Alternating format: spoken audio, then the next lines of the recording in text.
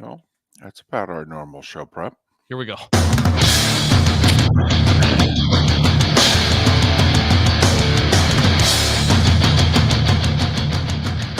You are listening to Miller and Moulton, exclusively on the Florida Sports Network.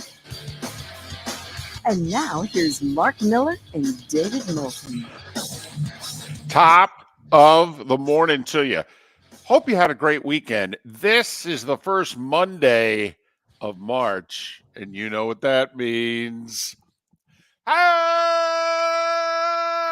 the heck are you? We are Miller and Moulton. This is the Florida Sports Network, FloridaSportsNetwork.com. One of our favorite weeks of the year is underway. Mark, how you doing? I'm doing terrific. It's my favorite week of the year on a lot of fronts. I'm taking a couple of days off, and it's small tournament week. I'm in great spirits. Today feels like a Wednesday to me, David. It's terrific. Mark's got a member guest every year. It is this week on the Thursday and Friday, so it'll just be Trent and yours truly on those 2 days. And so Mark's buddy is in town. Your wife going to take you back in after you're done partying for a week and change with your buddy? You know, as long as I keep up the Mr. Mom duties for the next couple of days. You know, we had softball over the weekend. I ran the clock again, for those wondering. I've been pretty much thrust into full-time duty as scoreboard operator of the Little League softball. Okay, and the balls and strikes is that's the important thing. You worry about whether or not you pay attention and you get every pitch. Yes. First attempt went swimmingly with no problems whatsoever. On the second attempt, I missed, there was a run, and I'm scrambling. I got yelled at by a mom. So that's the first time I've been yelled at. Okay, well, there you go. First time of the year. You know, there'll be more. I got the over under 3.5. Oh, I'd bet the over hard. I'm sorry, I just meant this week. Okay, there you go. Never mind. There you go. So we're in good spirits. This is our favorite week of the year. Well, at least our favorite week of the winter/spring year, because this is small conference tournament week. In fact, I am in Richmond, Kentucky. Really, I mean, Mark, it's one thing for us to talk about small conference week. I think one of us needed to live out small conference tournament week. I mean, it's just saying, we're really excited and, one bid league week and what have you. I felt one of us needed to live it out. So I am first round of the ASUN tournament. I'm on the road in Richmond, Kentucky for a 9-10 play-in game, Mark. I mean, this is where I guess they'll have one of these teams will have that hope. Yeah. They'll win the play-in game and go, we can take out number one. Totally. In fact, one of the two teams involved in the play-in game is the defending league champ, Kennesaw State. Kennesaw State against Jacksonville. The other play-in game in the ASUN is FGCU against Queens University. Let's go. Let's do this. One winner faces the 1 seed on their home court tomorrow night. The other winner faces the 2 seed on their home court the following night. Let's go. Why not? We can beat Georgetown. We can do that from a few years ago when they went in and won the Big East tournament. Okay, and I don't know if they've won a game since. Yeah, they fired Ewing. Haven't had any success since then. Right. But they made it that 1 year. And remember, we had John Fanta on. The Big East tournament was about to begin in 4 hours. We had John Fanta on, and John Fanta said, Georgetown's going to play Villanova in the quarters. And I'm telling you guys, if they beat them, they're going to win the Big East tournament. And we're like, John. And he goes, in fact, guys, I've thought about it. Georgetown's going to win the Big East. We're like, John, are you okay? He's like, no, I'm telling you, it's going to happen. And sure enough, Mark, what happened? Georgetown won the Big East, beat Villanova, go on and win the conference tournament and upset everybody's, well, not everybody's bracket, but set up all these bids and take one away. Totally. They were a bid crusher. Absolutely. So, in honor of small conference tournament week, I thought I would spend all day yesterday traveling to Richmond, Kentucky, which is within 30 minutes of Lexington, Kentucky. It's in the eastern half of the state. Hence, the home university is called, wait for it, Eastern Kentucky. So there you go. The top seed of the ASUN tournament, waiting to play the winner of Kennesaw State and Jacksonville University. What I'm more interested in is tonight's game that you have with JU in Okay. Kennesaw. Uh-huh. Because it's being played at Eastern Kentucky University. Correct. See, Mark, What is your over-under for number of people in attendance at tonight's game?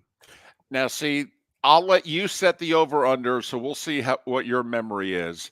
Miller and Moulton have told this story, which is now 12 years old, in which we experienced small conference tournament week as a duo, and we drove. This is where leisurely drive came from, by the way. For those that want to know why it is that Mark pokes fun at me, what is this about a leisurely drive? Well, we drove from Fort Myers to Mercer College in Macon, Georgia, straight up I-75, almost to the mile. It's 500 miles, door to door, boom.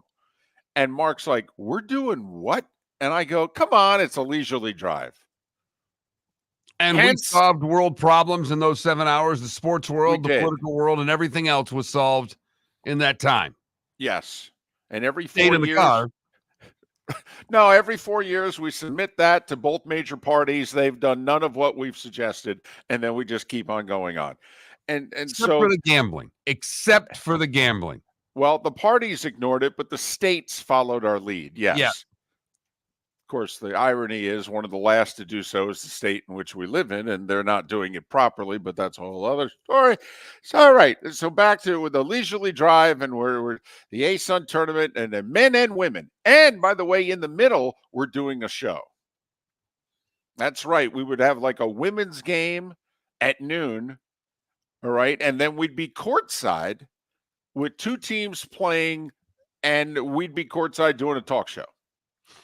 And then we'd go and get some really bad concession food, and then we'd do a men's game at night. In fact, anyway, so it was a bunch of shows and it was a bunch of games. But what happened was the team we were there for, FGCU, they knocked off the host school in the men's tournament in the semifinals. And so instead of the ASUN final being played before 3,500 people in a packed gym and the whole deal, Mark, how many people do we guess were at the Belmont FGCU men's final in 2012, live on ESPN2, by the way? I'm going to say, 187. Come on. It was more than that. No, Remember, but it was 500 people, 500 to 1,000 people at the game. well, now 1,000, forget it. No way. I think the over was probably like 418. Okay. And remember, it was a destination. People had bought tickets for the whole week, and Right. tickets were actually sold to the game. You're doing a play-in game. Correct. This isn't the whole No. ASUN unloading on one city, which they were No. at that time they were doing. Correct. Everything was there. Correct. I'll set it at 214 people for tonight's game. Now, do we count family of either Jacksonville players and Kennesaw State players? Yeah. Oh, we do. Okay. And you're still putting it at 184? 214. My Price is Right guess. Okay. That'll be the over-under. We'll throw a half in just, to break any potential ties. And so to complete, by the way, our leisurely drive story, there were so few people at the game that ESPN mandated that all the fans be moved to two sections.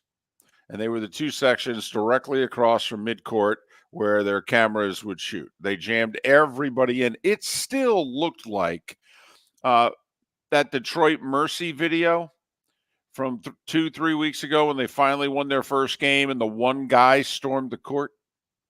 Yeah, to me, it reminded me of the high school game, but the JV game before the varsity game. Nice. When you walked in the gymnasium at 6:15 and there was a game going on, and the only way to tell is that there was a scoreboard working in the referees. Right. And Trent, here was the best part. So I forget who the play-by-play guy was, but Derek Wittenberg was the analyst for ESPN2. And they're sitting 4 feet to our left. And we're joking about how few people there or what have you. And he says something about, yeah, we have to tape it open, but we have no fans behind us.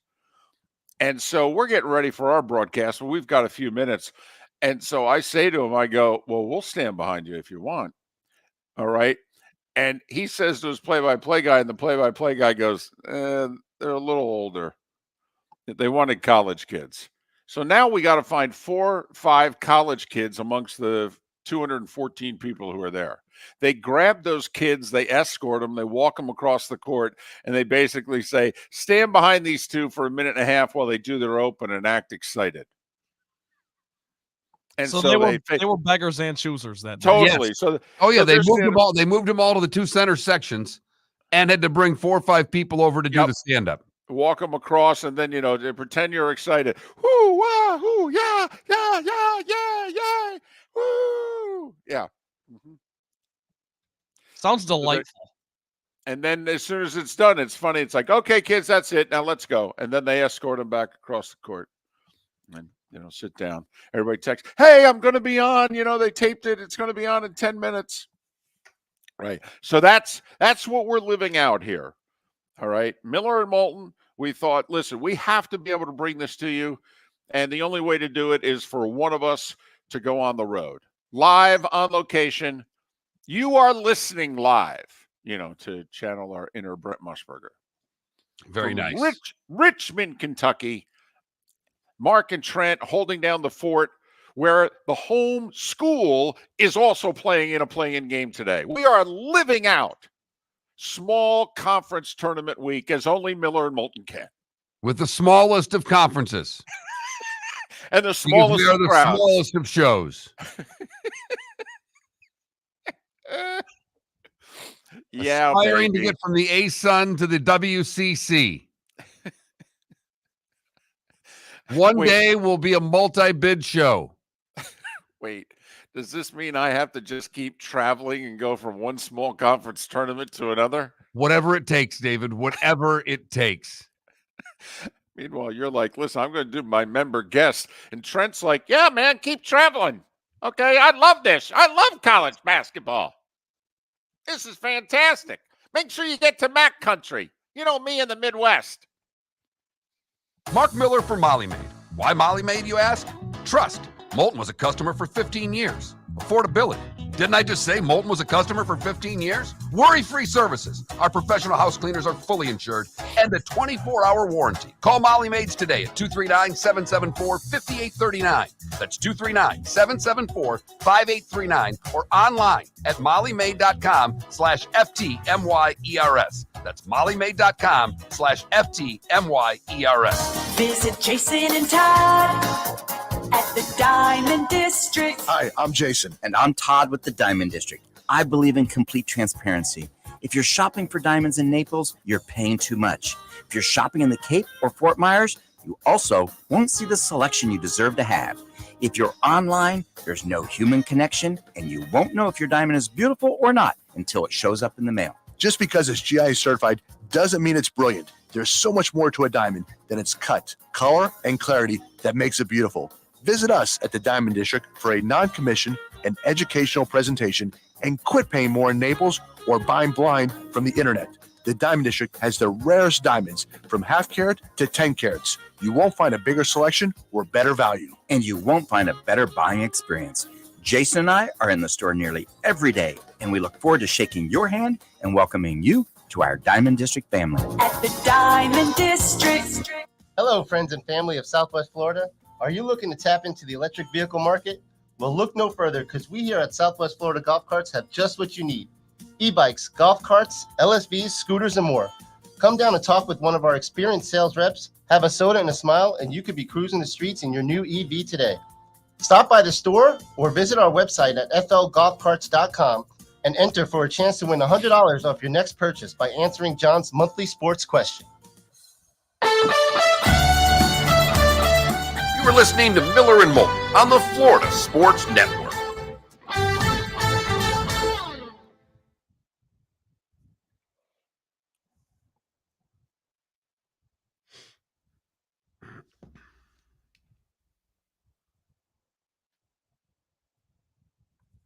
So we had the 2-year-old all weekend. Oh boy, how'd that go? Daughter and son-in-law went to a wedding in Fort Myers. Thanks, Feeney. I don't know what to do. I checked it also. There's not much we can do. We're connected to Denver, so.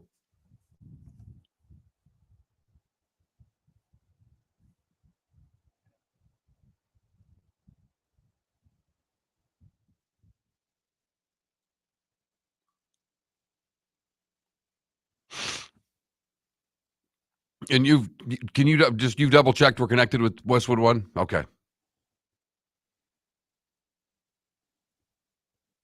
They also haven't called, and usually at this point they would have. Okay. But yeah, it says we're good. Because 1070's got nothing on.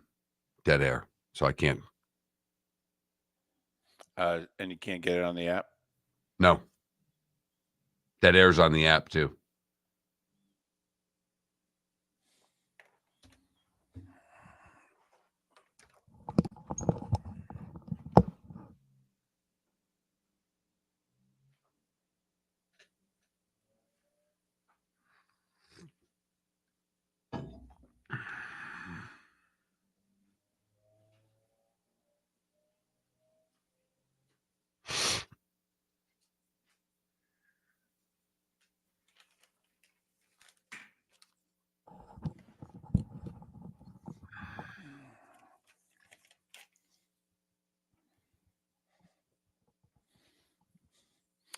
Poll question?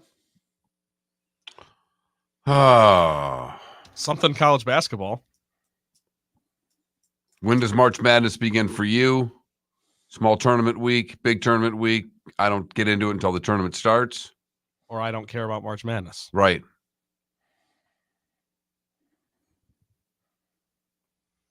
By the way, this is when my brother starts his bet on every single conference tournament game. Good for him.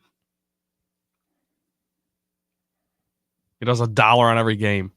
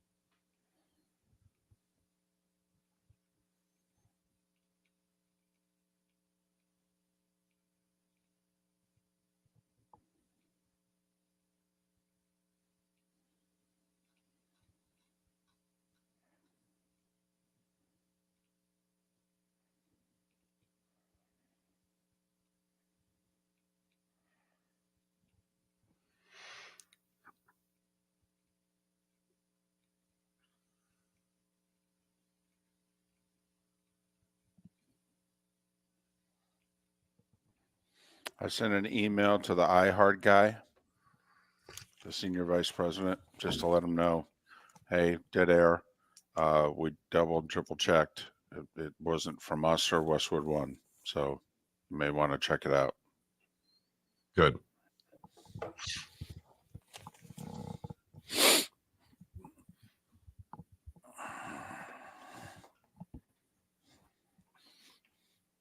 Yeah, once again, the Mark Miller AM Sports Network pressed into service, live completion of the Cognizant. Yep. Of course, the problem is if it runs past noon, Mark has to give the rights over to someone else. Mark, you can do that handoff. 11:59 as we approach the noon hour. You can do your inner Tirico. And now here's Dan Hicks.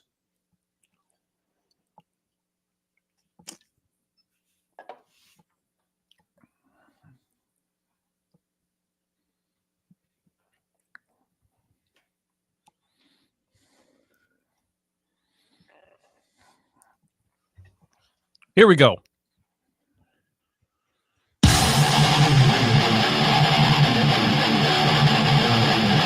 You're listening to Miller and Moulton, exclusively on the Florida Sports Network.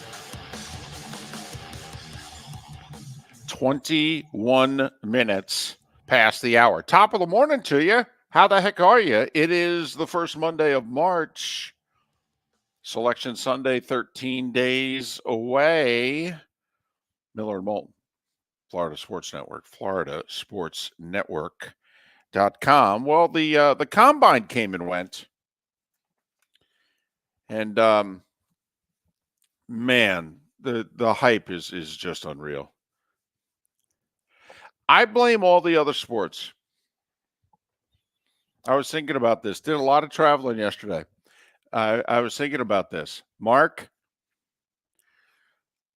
doesn't the rest of the sports world right now just seem like a mess?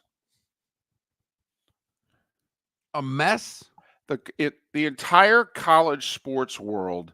College sports world. Okay. Well, no, but wait. Okay, listen. You tell me the difference between professional golf and college sports.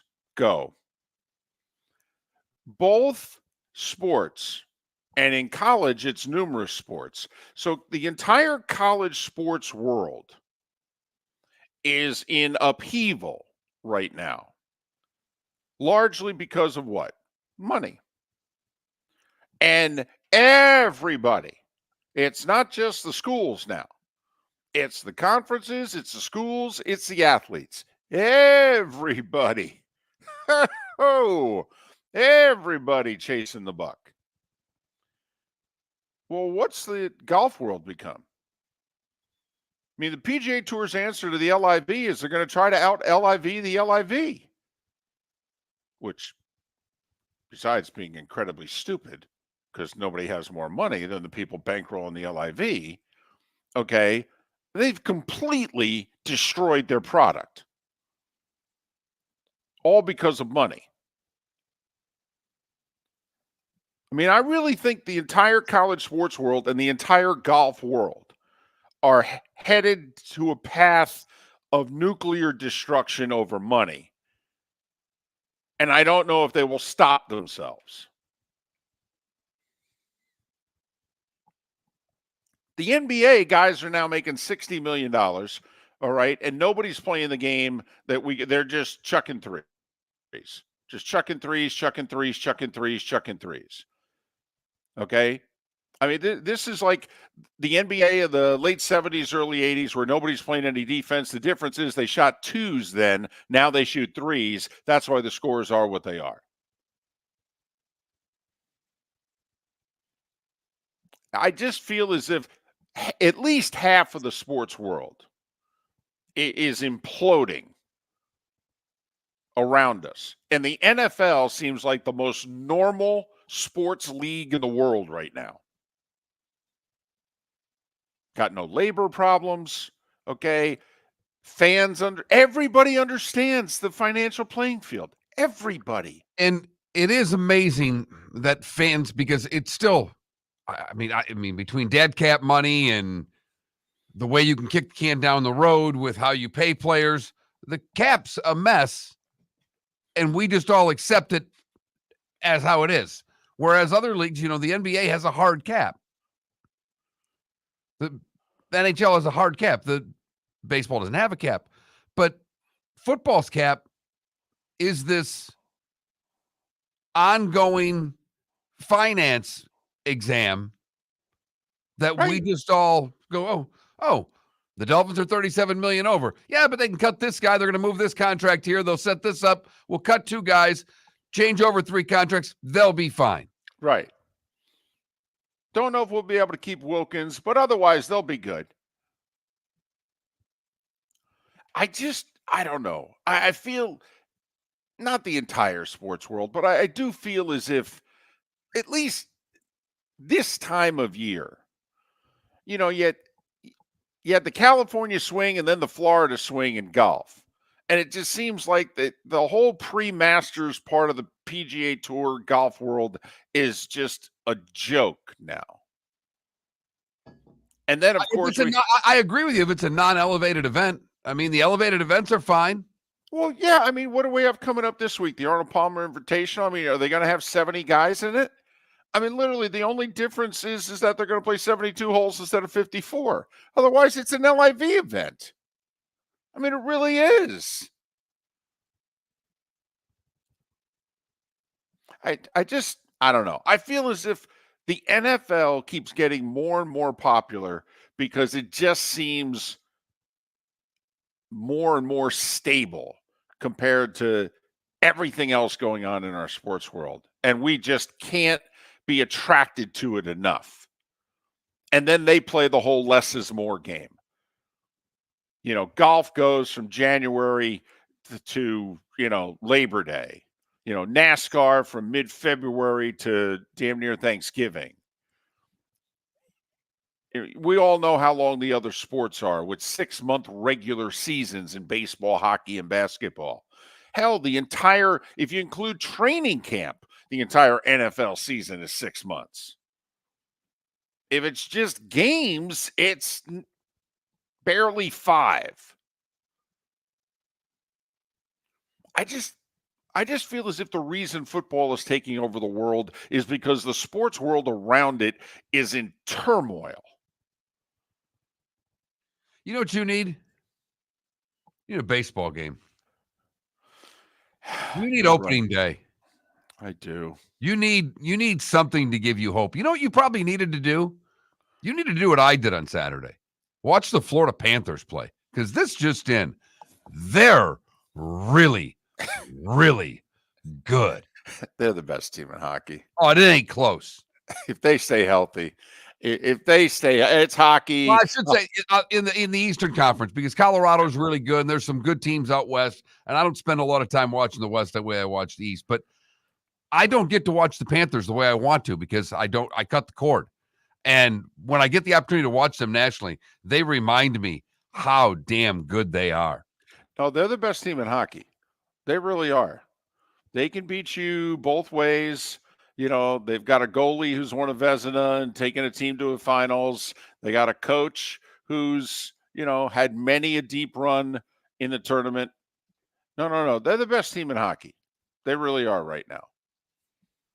Now, we still got, a month, 5 weeks till the playoffs. And then, anything can happen in the playoffs. We saw it last year. Get a hot goalie for a week and a half. Couple of bounces, a puck go off a shin guard. I mean, it's hockey. But they're fun to watch. Whew. They're relentless.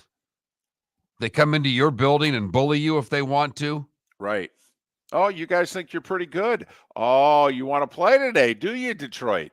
Okay. All right, fine. You want to play? I mean, they kick their butts. Although it didn't help that your goalie couldn't catch a tennis ball with his glove hand. I mean, for goodness sakes. It didn't matter. No, I know. It didn't matter. They are so tough. They are so physical. They are they are at least for me. See, they're fun. So you're saying what I need to restore order into my world. More Florida Panthers. I need a baseball game by day. Yeah. Then eat my fast food, and then a Florida Panthers game at night. Yep. And you'll be in a better mood. I will say I watched some Lightning and some Panthers this weekend. The Rangers-Leafs is pretty good hockey, I got to be honest.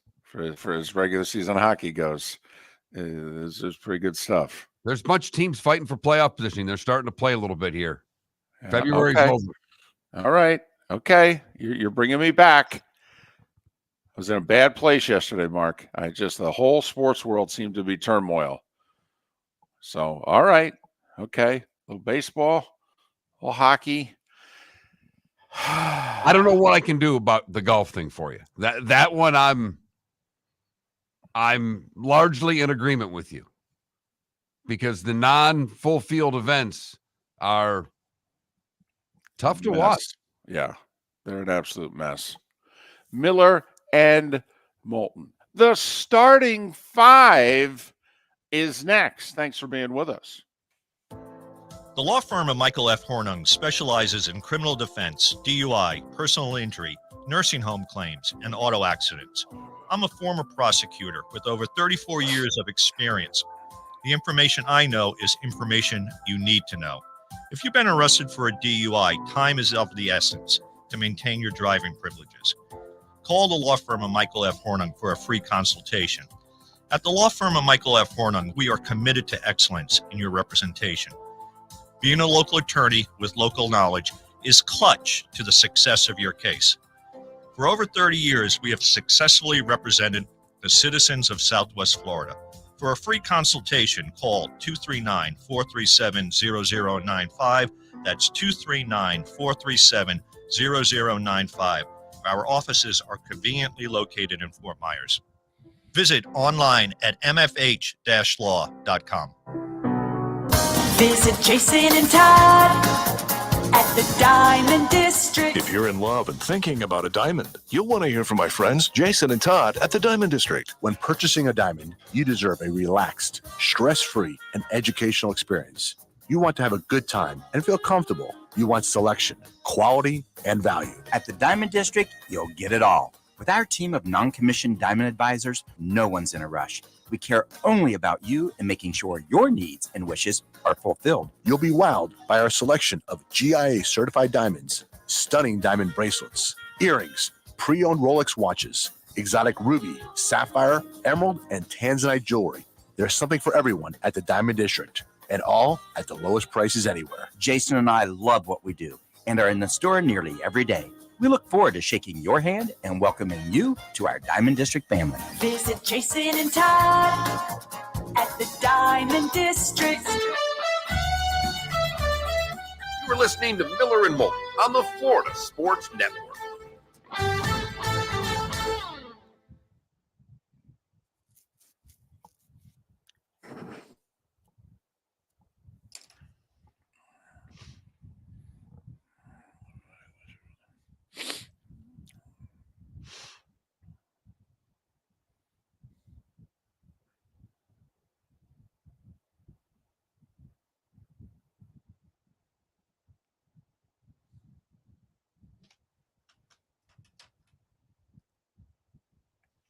David, today in 1970, Jacksonville is the first college basketball team to average 100 points per game.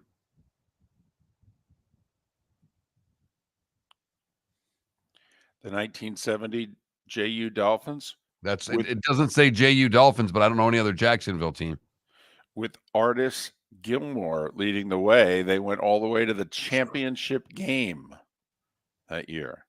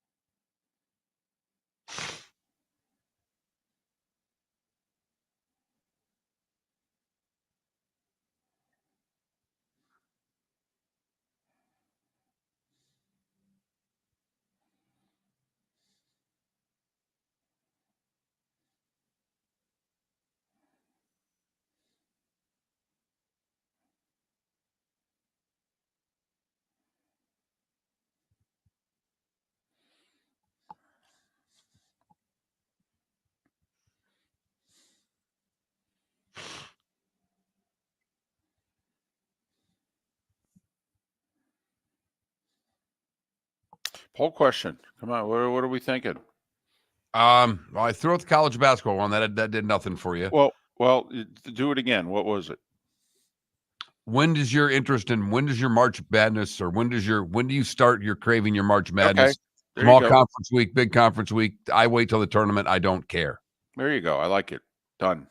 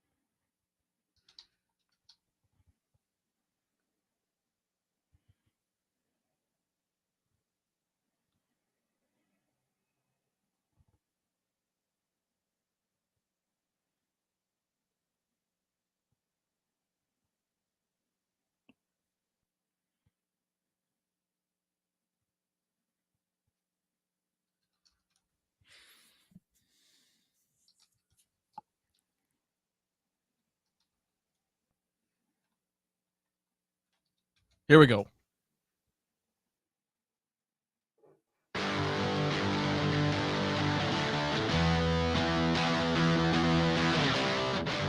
You're listening to Miller and Moulton, only on the Florida Sports Network.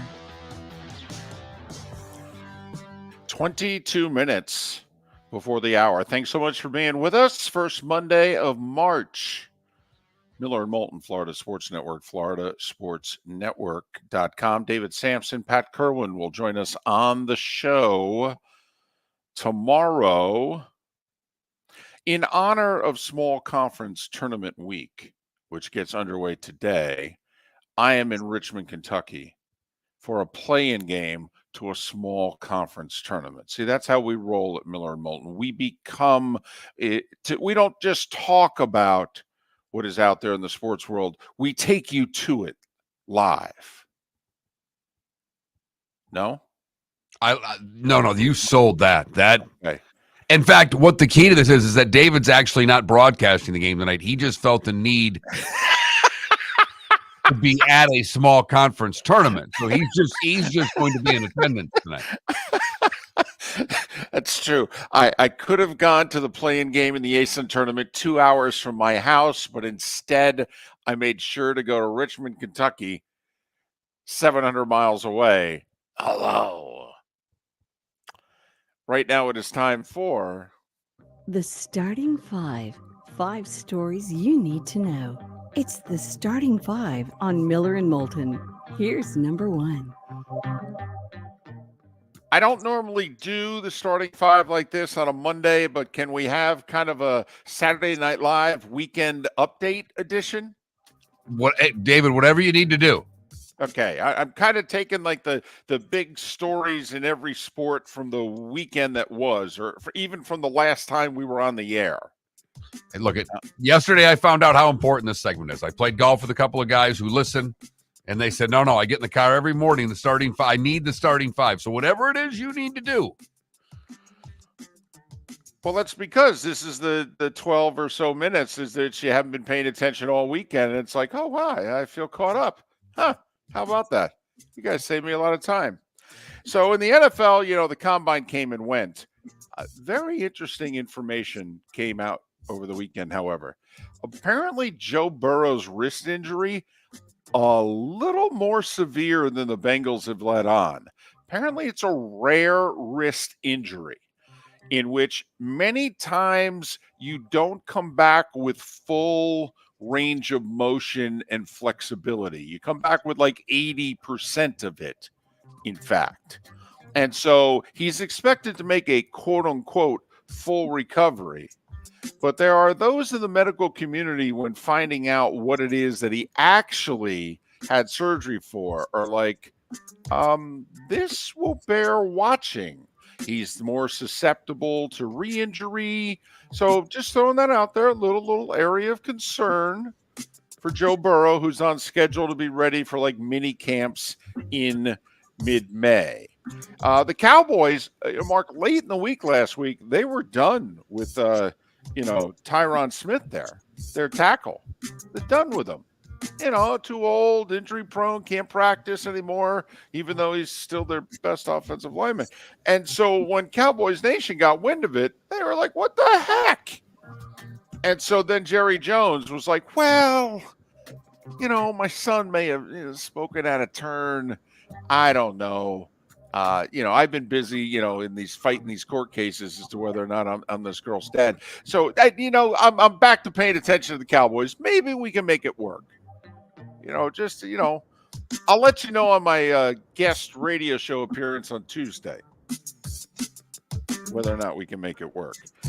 A new fastest 40 time was set at the Combine, Mark. Yes, it was. Xavier Worthy, wide receiver, Texas. Oh, we are worthy.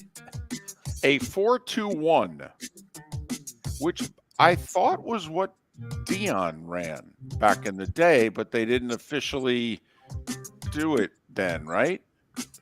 Plus, I know Moss can run that. Just, I guess he didn't at the Combine. Anyway, so you got that.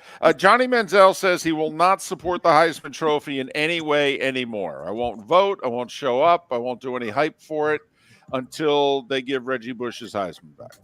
He goes, come on, it's ridiculous. With everything that's going on now, seriously? All right. Never mind, Johnny's slowly doing these podcasts going, do you know what I was getting on the side of Texas A&M? Are we serious? Come on. All brought to you by the Johnny Manziel Weight Loss Program. Some sad news in the football world over the weekend, however. Chris Mortensen died yesterday.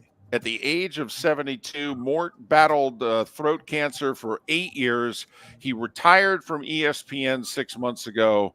He, for probably NFL reporting, did what Peter Gammons did for television baseball reporting. The first prominent newspaper guy to go over to TV. I mean, Will McDonough was the start in the 80s and 90s. And then Mortensen kind of helped take it to a whole new level, and now you got a bunch of Adam Schefters running around for networks. But Chris Mortensen was 72. And Andy Russell, there was Jack Ham, there was Jack Lambert, but before the both of them, there was Andy Russell, whose actually resume is Hall of Fame worthy. But considering they've put 34 other Steelers in from those great Steel Curtain teams, Andy Russell's never going to get in. But he was an outside linebacker on the first two Steeler Super Bowl champions, Super Bowl 9, Super Bowl 10. Andy Russell passed away at the age of 82. College hoops over the weekend. Caitlin Clark passed Pistol Pete Maravich. No male or female Division I basketball player has ever scored more points than Caitlin Clark, who is now at 3,685 and counting. She can play up to 9 more games, I believe. 3 in the Big Ten tournament and then 6 in the NCAA tournament. So I don't know if she can get to 4,000, but if she gets to the Final Four, she'll probably have 3,900 and change. So, and not only that, is anybody paying attention to the crowds in women's basketball? And I'm not just talking about wherever Caitlin Clark goes, it's sold out. South Carolina yesterday, 18,000 people. Virginia Tech, 15,000 people yesterday. I mean, women's basketball is a thing. And Carmelo Anthony, anybody catch his comments? He's had some pretty open stuff about him and George Karl and him and, what certain teams during his career. And then he did a podcast over the weekend in which he said, I got to be honest, guys, with all the hoops out there right now, the purest form of basketball being played is women's ball. He goes, I'm loving it. And Carmelo Anthony said this. We may finally be breaking down the stereotypes and the barriers. This you want to credit South Carolina, Caitlin Clark, whatever, Mark. I get the sense that, I don't know. I get the sense this is different. I don't get the sense this is a moment in time. Okay. I think this is sticking, if you know what I mean. Well, I had the discussion with people over the weekend that think that the Caitlin Clark thing ends when she goes to the WNBA. I don't. We've talked about she'll make more money playing for Iowa. I think the endorsements go right with her. If you're the Iowa Pig Farmer Association, you're really going to not want Caitlin Clark to endorse you in Iowa because she's playing in the WNBA? Okay. I don't want to derail this because I want to get through it, but I have a question of the day involving her coming up at the top of the hour. All right. By the way, Iowa beat Ohio State. How about that for a tease? That's solid. For us. Now we just have to remember it. Iowa beat Ohio State yesterday, who's the second-ranked team in the country, by 10. South Carolina finished another unbeaten regular season at 29-0. They beat Tennessee by 8. Did you hear the story about the Davidson women? Had to cancel the rest of their season. Too many injured players. They lost 6 players to torn ACLs. They were down to 7 players total. They were having their most successful season in 2 generations. They were 18-8. They canceled the regular season finale. They opted out of the postseason tournament. Wow. Men's college ball, top 3 teams, Houston, Purdue, and UConn, all won over the weekend. Houston barely got by at Oklahoma. That was a system play. Game of the weekend in terms of stature was probably 4th-ranked Tennessee going into Tuscaloosa and beating Bama 81-74. How about South Florida? Huh? Can't get an at-large. 14 wins in a row. They go to Charlotte, beat the team that was tied for second in the American 76-61. Their 14th win in a row. Seriously? They win their last 2 regular season games. They win their first 2 conference tournament games. 18 wins in a row in a top 10 conference of the country, and they got to win the conference title game or they're done? Seriously? Change the damn system. By the way, Florida State, UCF all lost over the weekend. Did Juwan Howard survive this? They're last in the Big Ten. Do you know when's the last time they were last in the Big Ten? LBJ was president. I think it was 57 years ago. They lost at Ohio State by 23. They're losing all their games by 20-something. They're 8-22.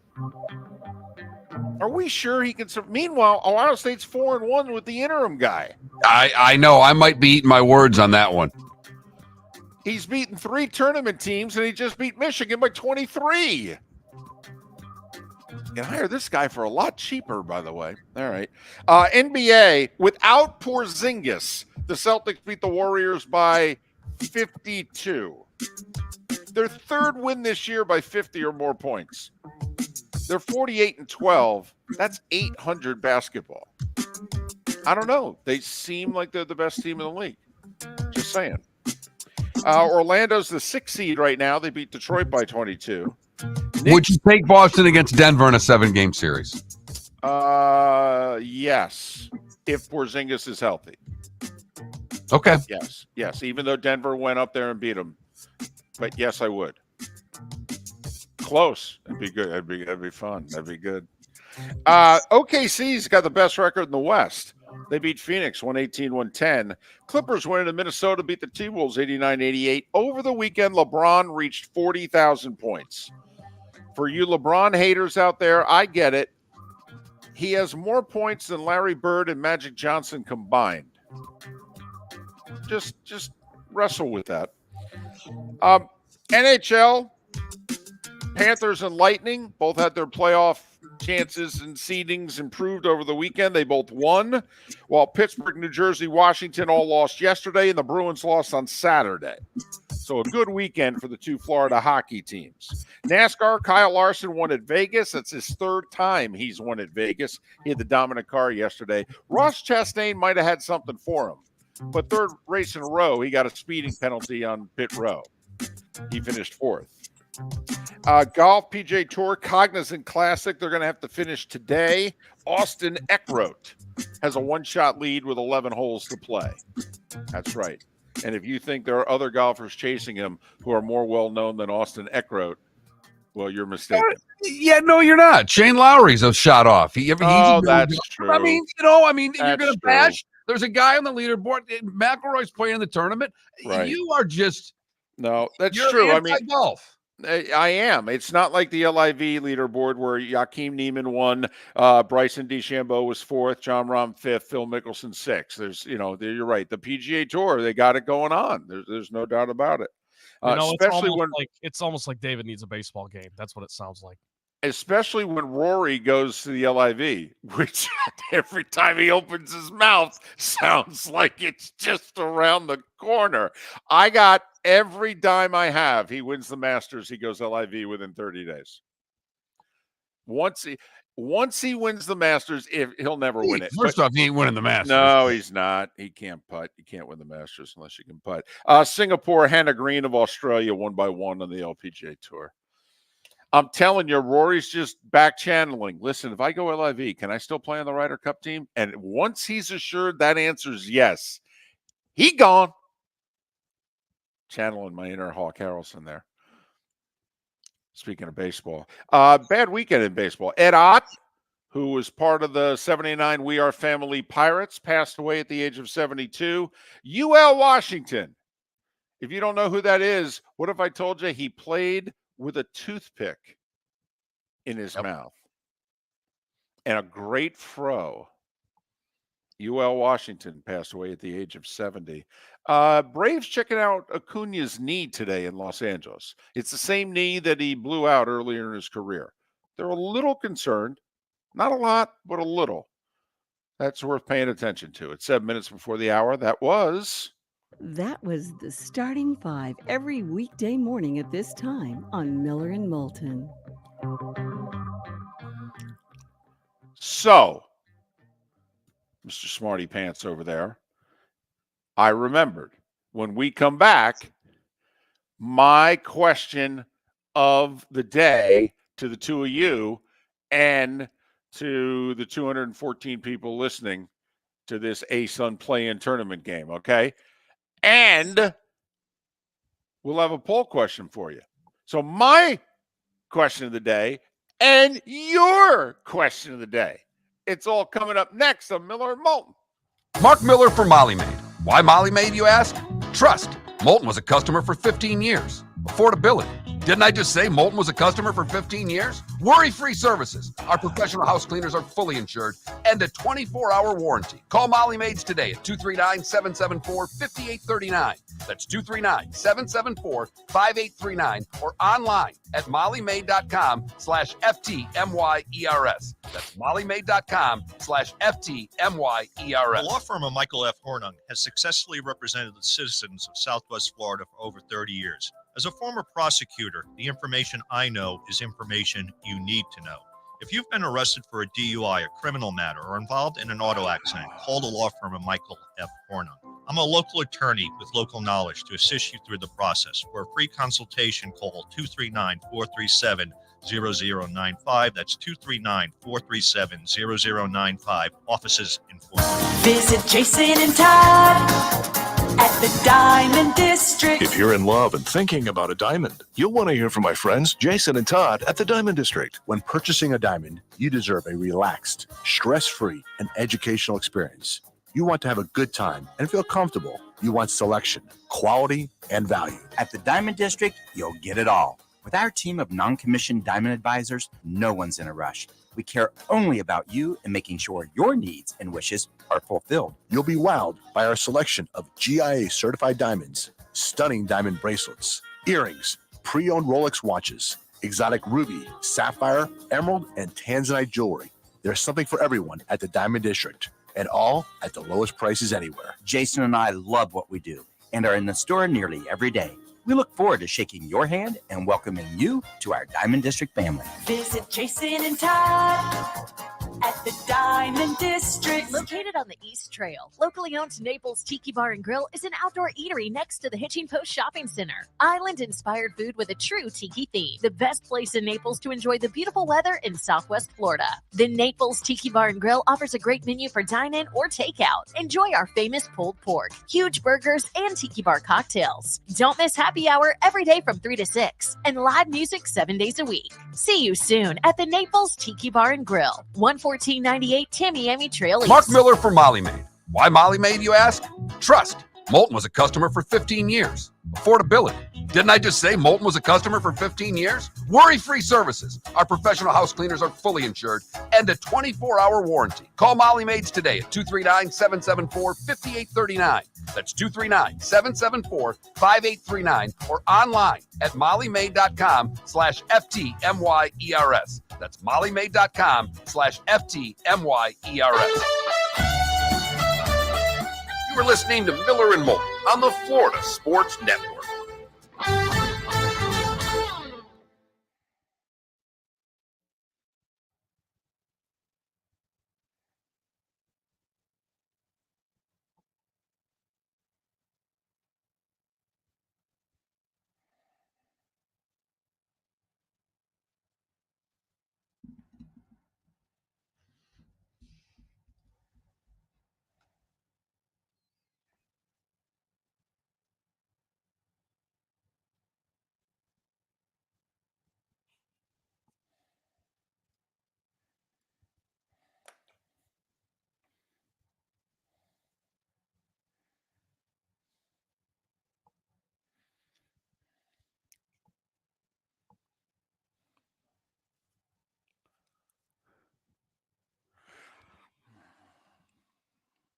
Look at Sonny going down memory lane here. Oh, achy breaky heart.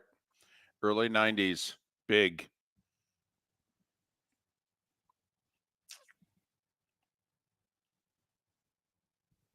Summer of 92 for me in Binghamton, New York. Binghamton Mets were new in town. All the players, after the games on Friday and Saturday nights, headed over to this little joint. We played music. Show up after the late local news. Oh, yeah. We get hooked on phonics together. We ended the night singing Paradise by the Dashboard Light. Me and the baseball players. Not that we were making drunken fools of ourselves or anything. Not at all. No, I'll wait right until the season starts to get the MLB package. I don't need to watch it. If spring training were on, I wouldn't need to watch it. Ambient, you're moving to Indiana?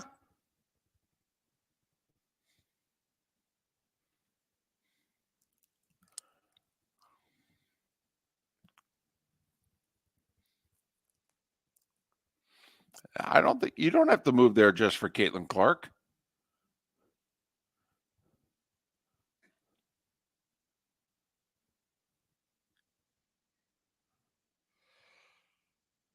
Ooh.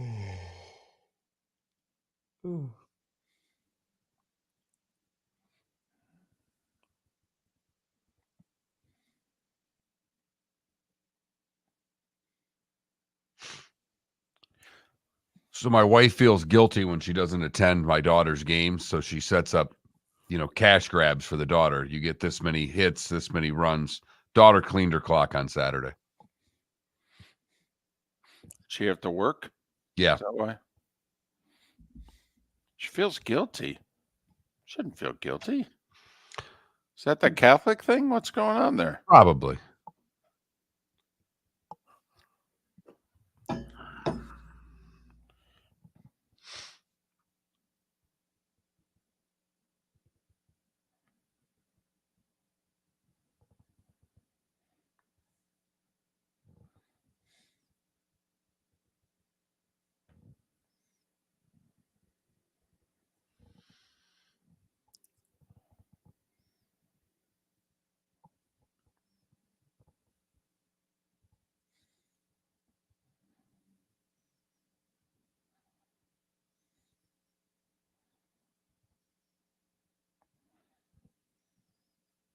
Trent, will you watch college hoops all week? Of course. I'm Well, excited. but I'm talking about, West Coast Conference. I Yes. mean, I'm talking about 10 o'clock start.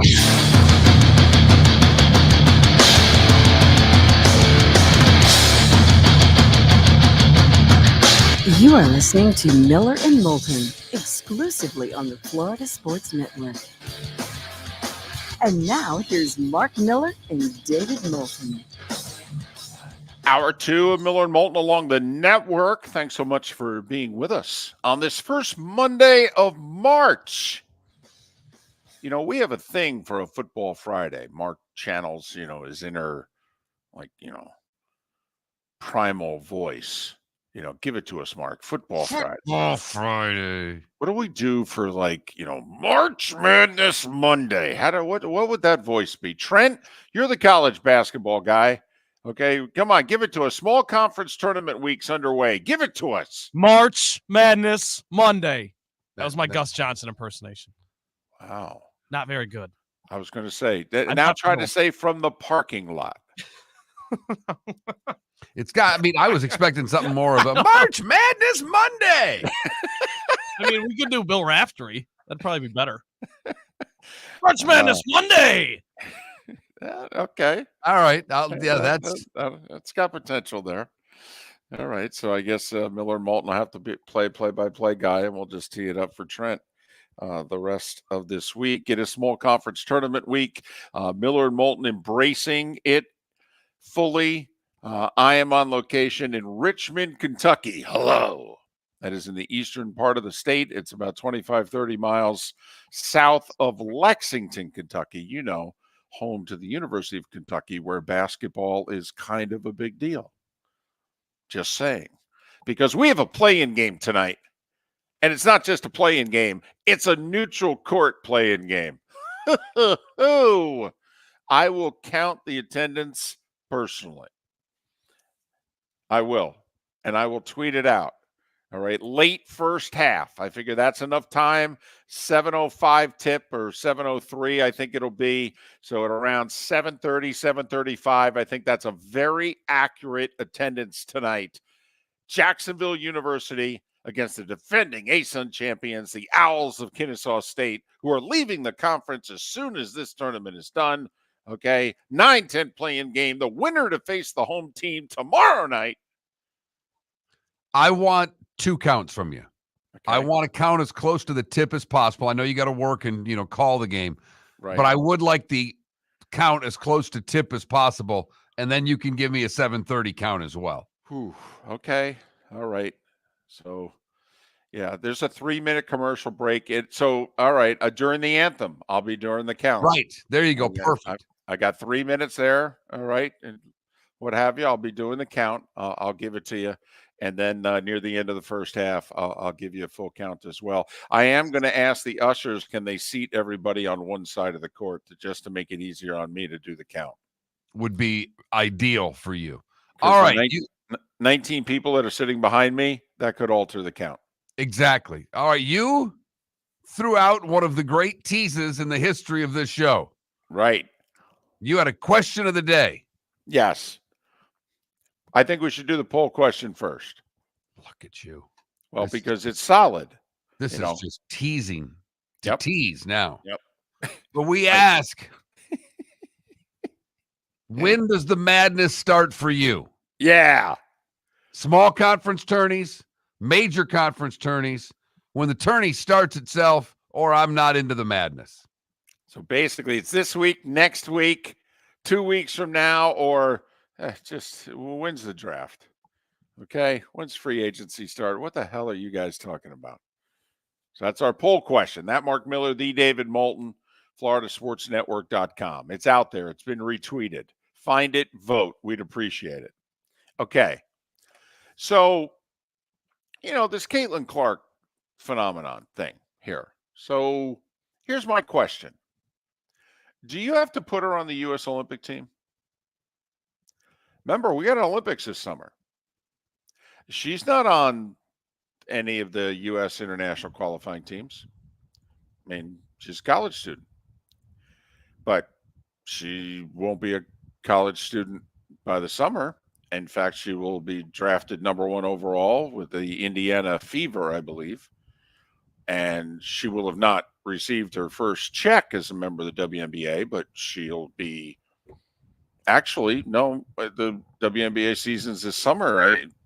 Actually, she will be probably playing a few games, but I'm just curious. You're the U.S. Olympic team. I mean, it's not like we suck at this. I mean, we dominate on the women's side as much or more than we do on the men's side, to be honest. And I mean, we got names, even if you don't pay attention to women's basketball. I mean, we got Breanna Stewart, Diana Taurasi, who, by the way, is 41, and she's on the team. Kelsey Plum, Sabrina Ionescu, Aaliyah Boston. I mean, these are who's who in women's basketball, excuse me. David, I'm going to ask you a question that I don't know if you know the answer to, and maybe you'll say you don't care. But if you put her on the Olympic team, does that mean someone would be taken off the team? You just mentioned who's on this team.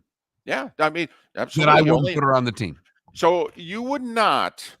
Now she has been unable to participate. I mean, because believe it or not, we have to qualify for this thing. It's stupid. I mean, why? Seriously, with the defending, I think if you're, and I'm serious about this, in all team sports, if you're the defending gold medalist, to me, it's like the World Cup. It's the only thing the World Cup gets right. If you won the last World Cup, you're in the next one.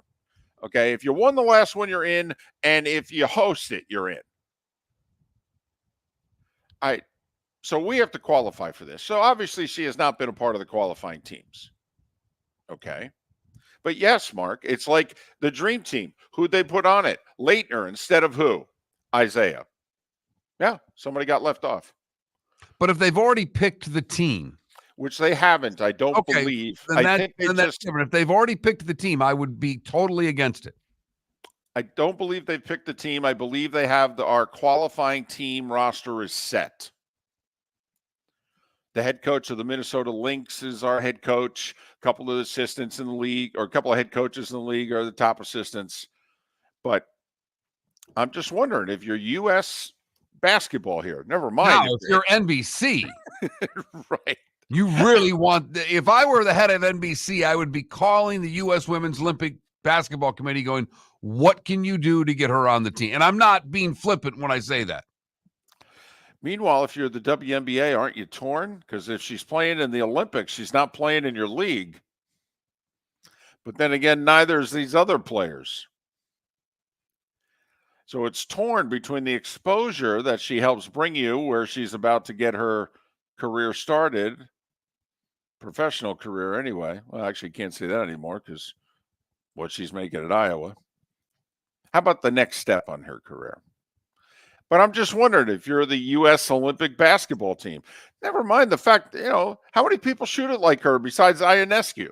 I mean, it's not like she can't back up Diana Taurasi at the point. How about her and Ionescu in the backcourt? Talk about a zone buster.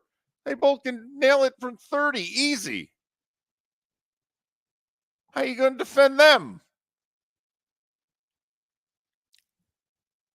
I don't know. I'm just wondering if you're the U.S. Olympic team, they don't normally take kids who are just done with college, haven't really played a pro game yet, so to speak.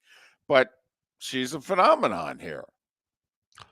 Yeah, if I were, I'm telling you, and I'm not, I can't say this enough, and I mean it 100%. If I'm NBC, I'm begging them to do this. Right.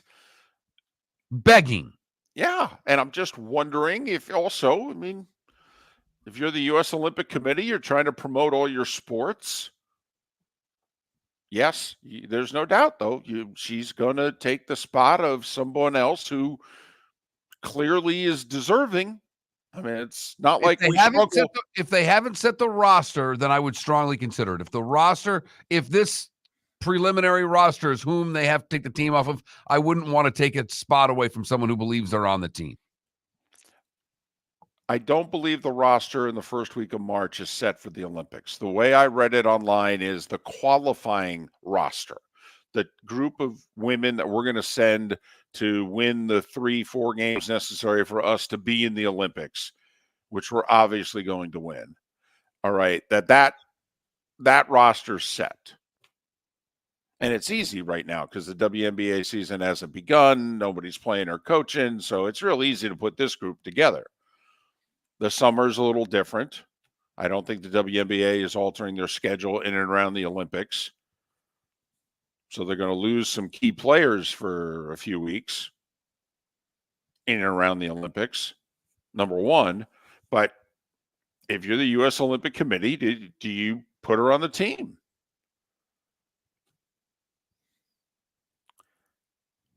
Like I said, if I'm NBC, I'm begging. If this roster hasn't been said, I would strongly consider it. I would. Would you put her on the team? I'd invite her to. I mean, don't we have like final tryouts? Isn't there like, don't they bring like 20 and reduce it to 12? I think I'd bring her to that. But Mark, I'm inclined to put her on the team, and not just because of the eyeball factor. Like when they put Leitner on the dream team, we all said, listen, amazing college player, epic college player. He doesn't belong on this team. And the WNBA shuts their season down for the Olympics. Okay. So Just even more double-check on that reason to make sure. Even more reason to put her on the team. But I think you can argue, like, there was nothing Leitner added. That was just representing college basketball and putting someone on the team, okay, because this is what the team used to be made of. And now we've gone in this direction. So we got the Dream 11 and then this guy, who is a legendary college player, by the way, and is about to be drafted 3rd overall behind Shaq and Alonzo, but that's okay. But, I mean, Caitlin Clark, I mean, you could argue, no, she could play on this team now. And she'd bring a dimension that, there's only one other player on the team that brings, and that's Ionescu. And I think Clark's a better shooter. My opinion. Doesn't really, but you look at the power forwards that were on the dream team, it was Charles Barkley and Karl Malone. So Leitner's not going to get any tick over those guys. Well, but right. David, you're right that even if Sabrina starts at point, Caitlin Clark will get run. Well, and she'd probably play 2 guard, because my guess is Tarazi's going to start. Maybe not. But that's all. That's my question. Do you, fresh out of college, has hardly played a pro game yet, but do you go, oh, no, we got to put her on the Olympic team? And then does that put pressure on you to put Angel Reese also on the team? Or are you comfortable going down that road? Yeah, I'm comfortable just putting Caitlin Clark on the team. Okay. Miller and Moulton, 21,000. Taking your opinion on the text line. Send us what you think. Miller and Moulton. Answer the poll question as well. It's important. Mark Miller for Molly Maid. Why Molly Maid, you ask? Trust. Yeah. Moulton was a customer for 15 years. Yeah. Affordability. Didn't I just say Moulton was a customer for 15 years? Worry-free services. Our professional house cleaners are fully insured and a 24-hour warranty. Call Molly Maids today at 239-774-5839. That's 239-774-5839 or online at mollymaid.com/FTMYERS. That's mollymaid.com/FTMYERS. The law firm of Michael F. Hornung has successfully represented the citizens of Southwest Florida for over 30 years. As a former prosecutor, the information I know is information you need to know. If you've been arrested for a DUI, a criminal matter, or involved in an auto accident, call the law firm of Michael F. Hornung. I'm a local attorney with local knowledge to assist you through the process. For a free consultation, call 239-437-0095. That's 239-437-0095. Offices in Florida. Visit Jason and Todd at the Diamond District. Hi, I'm Jason. And I'm Todd with the Diamond District. I believe in complete transparency. If you're shopping for diamonds in Naples, you're paying too much. If you're shopping in the Cape or Fort Myers, you also won't see the selection you deserve to have. If you're online, there's no human connection, and you won't know if your diamond is beautiful or not until it shows up in the mail. Just because it's GI certified doesn't mean it's brilliant. There's so much more to a diamond than its cut, color, and clarity that makes it beautiful. Visit us at the Diamond District for a non-commission and educational presentation, and quit paying more in Naples or buying blind from the internet. The Diamond District has the rarest diamonds from half carat to 10 carats. You won't find a bigger selection or better value. And you won't find a better buying experience. Jason and I are in the store nearly every day, and we look forward to shaking your hand and welcoming you to our Diamond District family. At the Diamond District. You are listening to Miller and Moulton on the Florida Sports Network.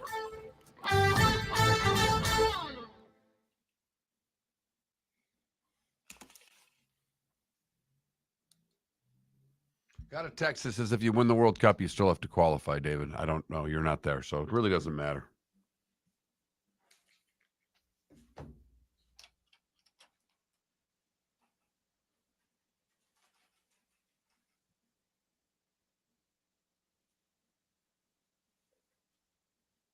I could be off on this, but I think that might have happened recently.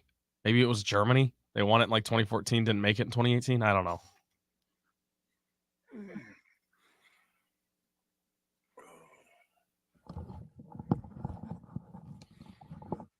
Someone text that the World Cup qualifier or that the World Cup winner doesn't get in. I'm not saying you're wrong. I'm just saying what someone texted. Okay. No, I'm probably wrong then.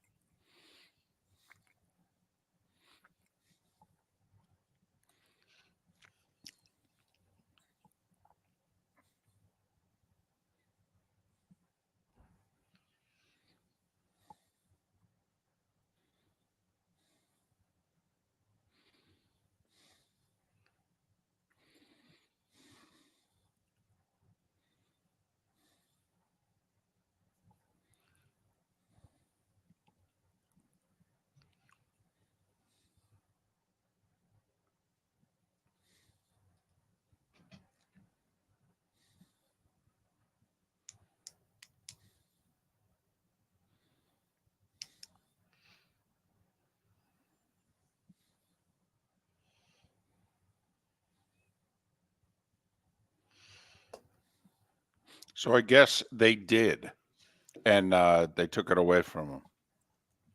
I guess the previous World Cup champion was automatically in, and sometime in the early 2000s, that Sepp Blatter guy took it away. Yeah, I think this guy said 2002. So maybe in the last one. I don't know.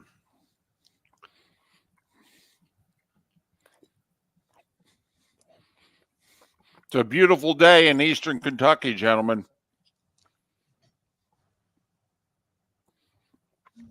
Glad to hear it. You deserve it. Partly sunny and 52. Gonna reach 74 today. Wow. It's like 62 back home yesterday. Everyone was loving it.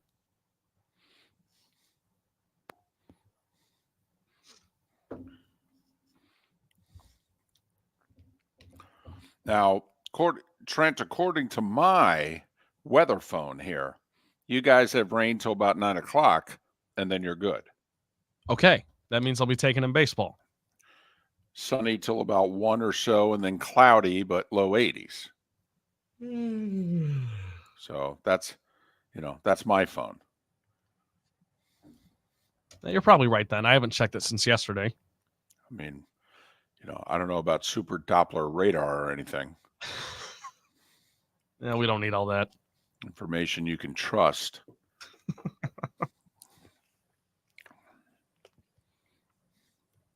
Mark, do you think, okay, so me and my buddy the other day, we went 1 for 1 and we tried to name the entire 08 Wings roster. Oh my Do you think God. you could name the entire 97? No. I mean, And I wouldn't want to. If I remembered that, I would be mad at myself. How many do you for think not you having lived enough? Right. Golly. Jeez. Holy mackerel. I thought you were 8. Yeah, exactly. This is a perfect age for that kind of thing. We didn't do it, by the way. We got like 80% of the roster. We didn't get the whole thing. I have trouble doing Everblades teams, and I worked for them and did all their games. I was going to say, I don't know if I could recite you the 13 guys in uniform for Jacksonville tonight. I mean, please. Here we go.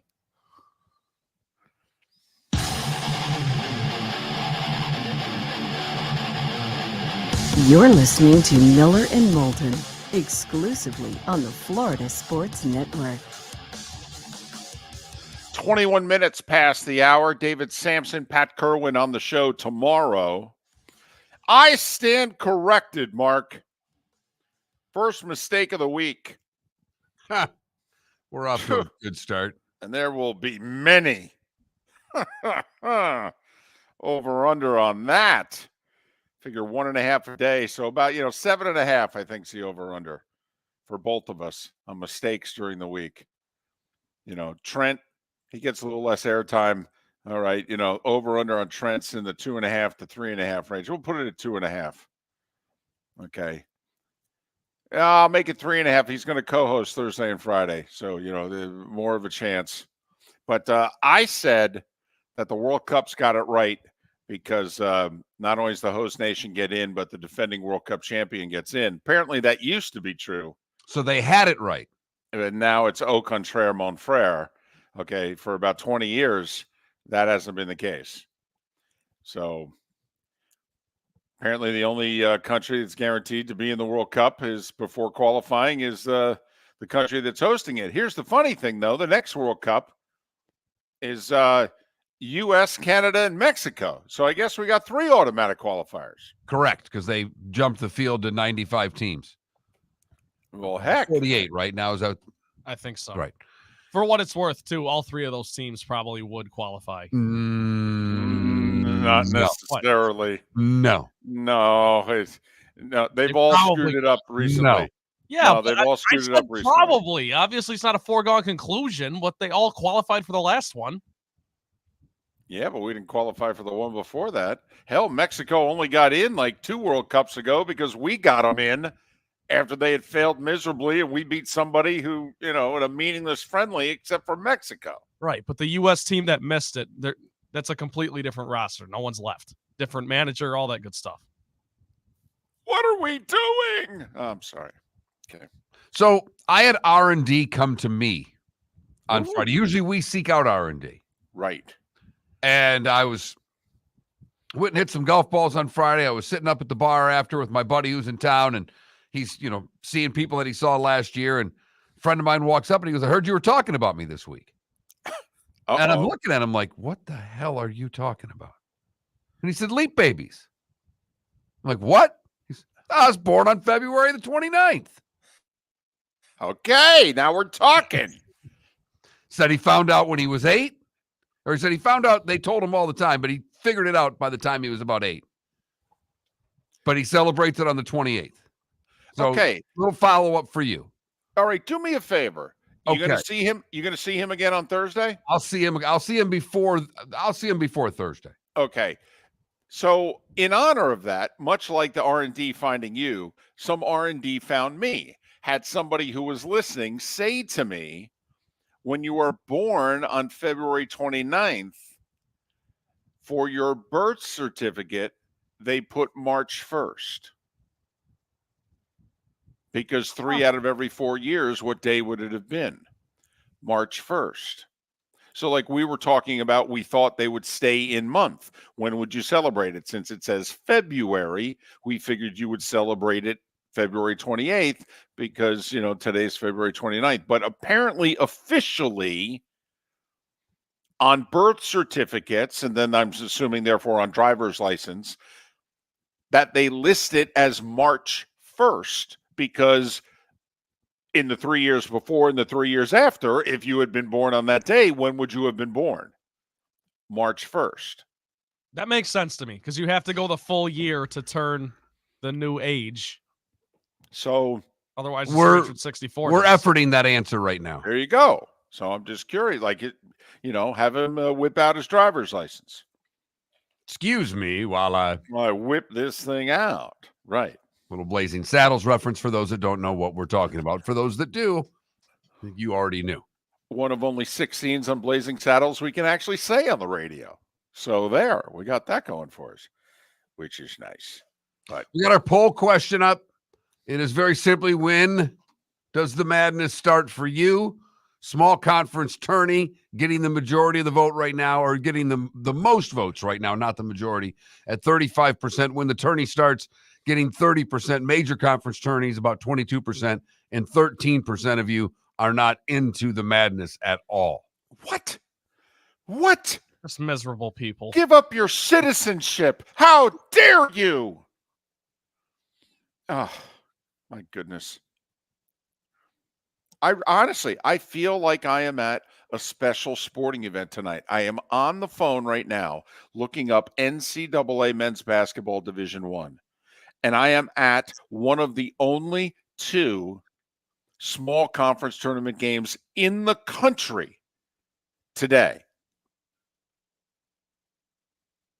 ASUN Championship first round. I feel like I'm at Madison Square Garden. Honestly, this is the biggest thing going. The hell with Duke and NC State. Honestly, don't care. Texas and Baylor, whatever. Seriously? More meaning than FGCU Queens and Jacksonville, Kennesaw State? I don't think so. I don't think so. Diving into the deep end of small conference tournament basketball, Miller and Moulton giving you insight that no other show can give you. No other show wants to give you that kind of insight that we're giving you today. We got boots on the 214 ground. people will be there. We got boots on the ground. We got David in attendance. I love it. For I some really do. lyrical home basketball. I love everything about this week for the one bid leagues. I do. Now there's about 3-4 leagues that shouldn't be more than one bid leagues, but that's an entirely separate discussion. But I love the fact that no matter how your season has gone, okay, most of these teams are 3, some are 4 wins away from going dancing. We right now are not going dancing. We are going to the Molly Maid play of the day. What do you have for us, Trent? We had a couple of milestones / records that were set or broken this weekend by a pair of generational talents in men's and women's hoops. We'll start with LeBron Raymond James Sr. Lakers hosting the Nuggets on Saturday night. Minute and change into the second quarter, the King took it to the rack like we've seen many a time before. James against Porter, drives, spins, gets inside. It's good. It's 40,000 for LeBron James, the NBA's all-time leading scorer, with another milestone as the legend of LeBron continues to grow. LeBron with a little spin and left-handed layup actually put the Lakers up 5 at the time, but they'd go on to lose by 10. He is the all-time leading scorer, as we know, but every bucket that he scores from here on out just continues to widen that margin, and that's kind of surreal when you really think about it. Well, and also, will he play just 1 more year or 2 more? Right. Because obviously, even if he only plays, say, 60 games in a season, but he's averaging 20 or so points a game, I mean, an extra year's an extra, 1,200-1,500 points. So is he going to, if you think he's playing 2 more years, if he stays modestly healthy, LeBron's going to end up with 43,000 points. Yep. Which is absurd. It'll be 5,000 ahead of Kareem. Bird and Magic combined at 39,000. Yeah, pretty remarkable. But let's go to the women's side. Sunday college hoops. Like David said, the state of women's hoops seems to be at an all-time high, perhaps, and a lot of that has to do with Caitlin Clark from Iowa. A couple weeks ago, she became the all-time women's scorer. Yesterday, she passed Pistol Pete as the top scorer in the NCAA overall. This for college basketball history. She does it with a foul shot. Caitlin Clark becomes the all-time leading scorer in major college basketball history. Free throw, deep three, they all count the same. Bravo, Caitlin Clark. And hey, by the way, Pistol Pete did it all without a three-point line. That's all I heard. And in 3 years. Yeah, yeah. And in 3. No, not yeah. Do not yeah. That just, young man. Everyone says that. We've all heard it. I just want Caitlin Clark to have her moment without someone bringing that up. She's had all kinds of moments. And she will continue to have more moments, and they're very special. But it's the first thing people say after they say she has the record. Well, Pistol Pete did it without a 3-point line. I think it's more impressive he did it in 3 years. That's our play of the day, brought to you by Molly Maid. 239-774-5839. That's 774-5839. The law firm of Michael F. Hornung specializes in criminal defense, DUI, personal injury, nursing home claims, and auto accidents. I'm a former prosecutor with over 34 years of experience. The information I know is information you need to know. If you've been arrested for a DUI, time is of the essence to maintain your driving privileges. Call the law firm of Michael F. Hornung for a free consultation. At the law firm of Michael F. Hornung, we are committed to excellence in your representation. Being a local attorney with local knowledge is clutch to the success of your case. For over 30 years, we have successfully represented the citizens of Southwest Florida. For a free consultation, call 239-437-0095. That's 239-437-0095. Our offices are conveniently located in Fort Myers. Visit online at mfh-law.com.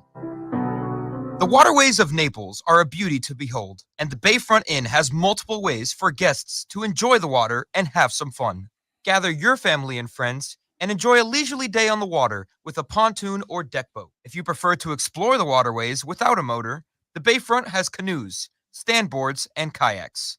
At the end of your journey, enjoy lunch or dinner at the Bamboo Tropical Bar and Grill. The Bayfront Inn. Something for everyone. On 5th Avenue in Naples. Hello, friends and family of Southwest Florida. Are you looking to tap into the electric vehicle market? Well, look no further, because we here at Southwest Florida Golf Carts have just what you need.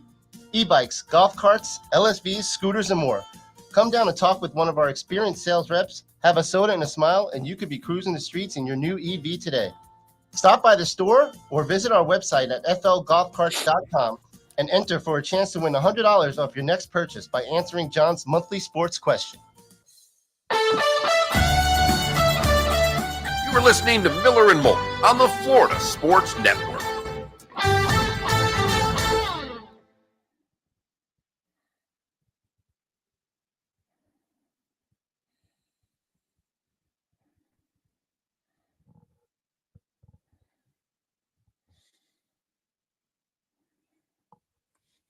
So we are not doing anything different. No, I mean, the only thing we do to connect to all of them is Westwood One, and we're connected. Is there any way to find out if Lake City is getting us? I mean, I don't know how to.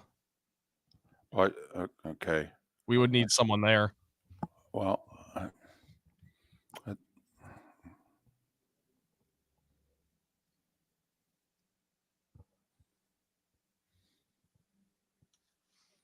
anyone in the chat room is in Lake City, let us know.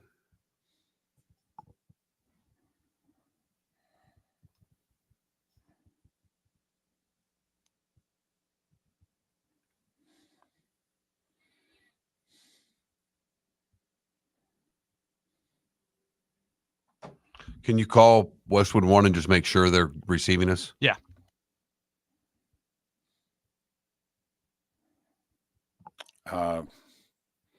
Bring up Port Charlotte's now running best of segments. They can't get us. Okay. He's calling Westwood One. Other than that, I know. I'm just Well, which one's Port Charlotte? Like the what? 1070 zone WKII.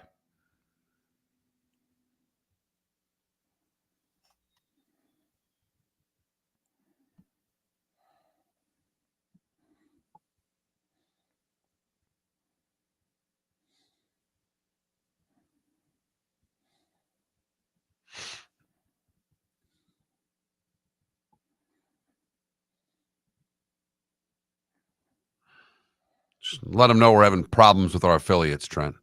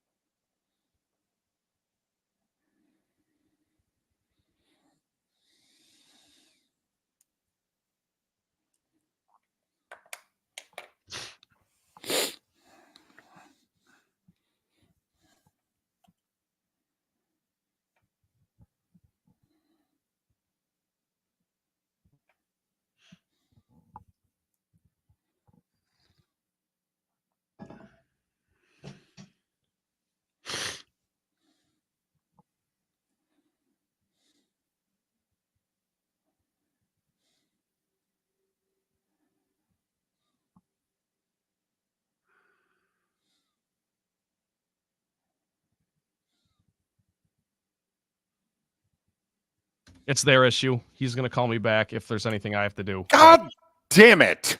Yeah, I don't know. Well, He said they're not getting it for that. He said it says we're connected on both ends. They're just having issues over there. meaning it's Westwood wants. Yes. That's what he thinks. He's going to call me back. So we'll see.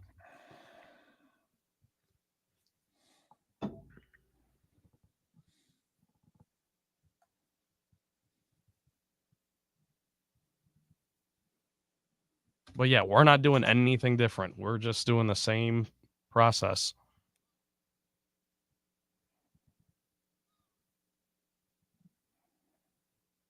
They are really hurting us.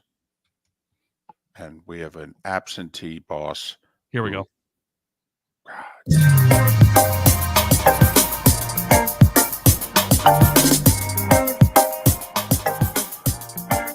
Welcome back to Miller and Moulton, only on the Florida Sports Network.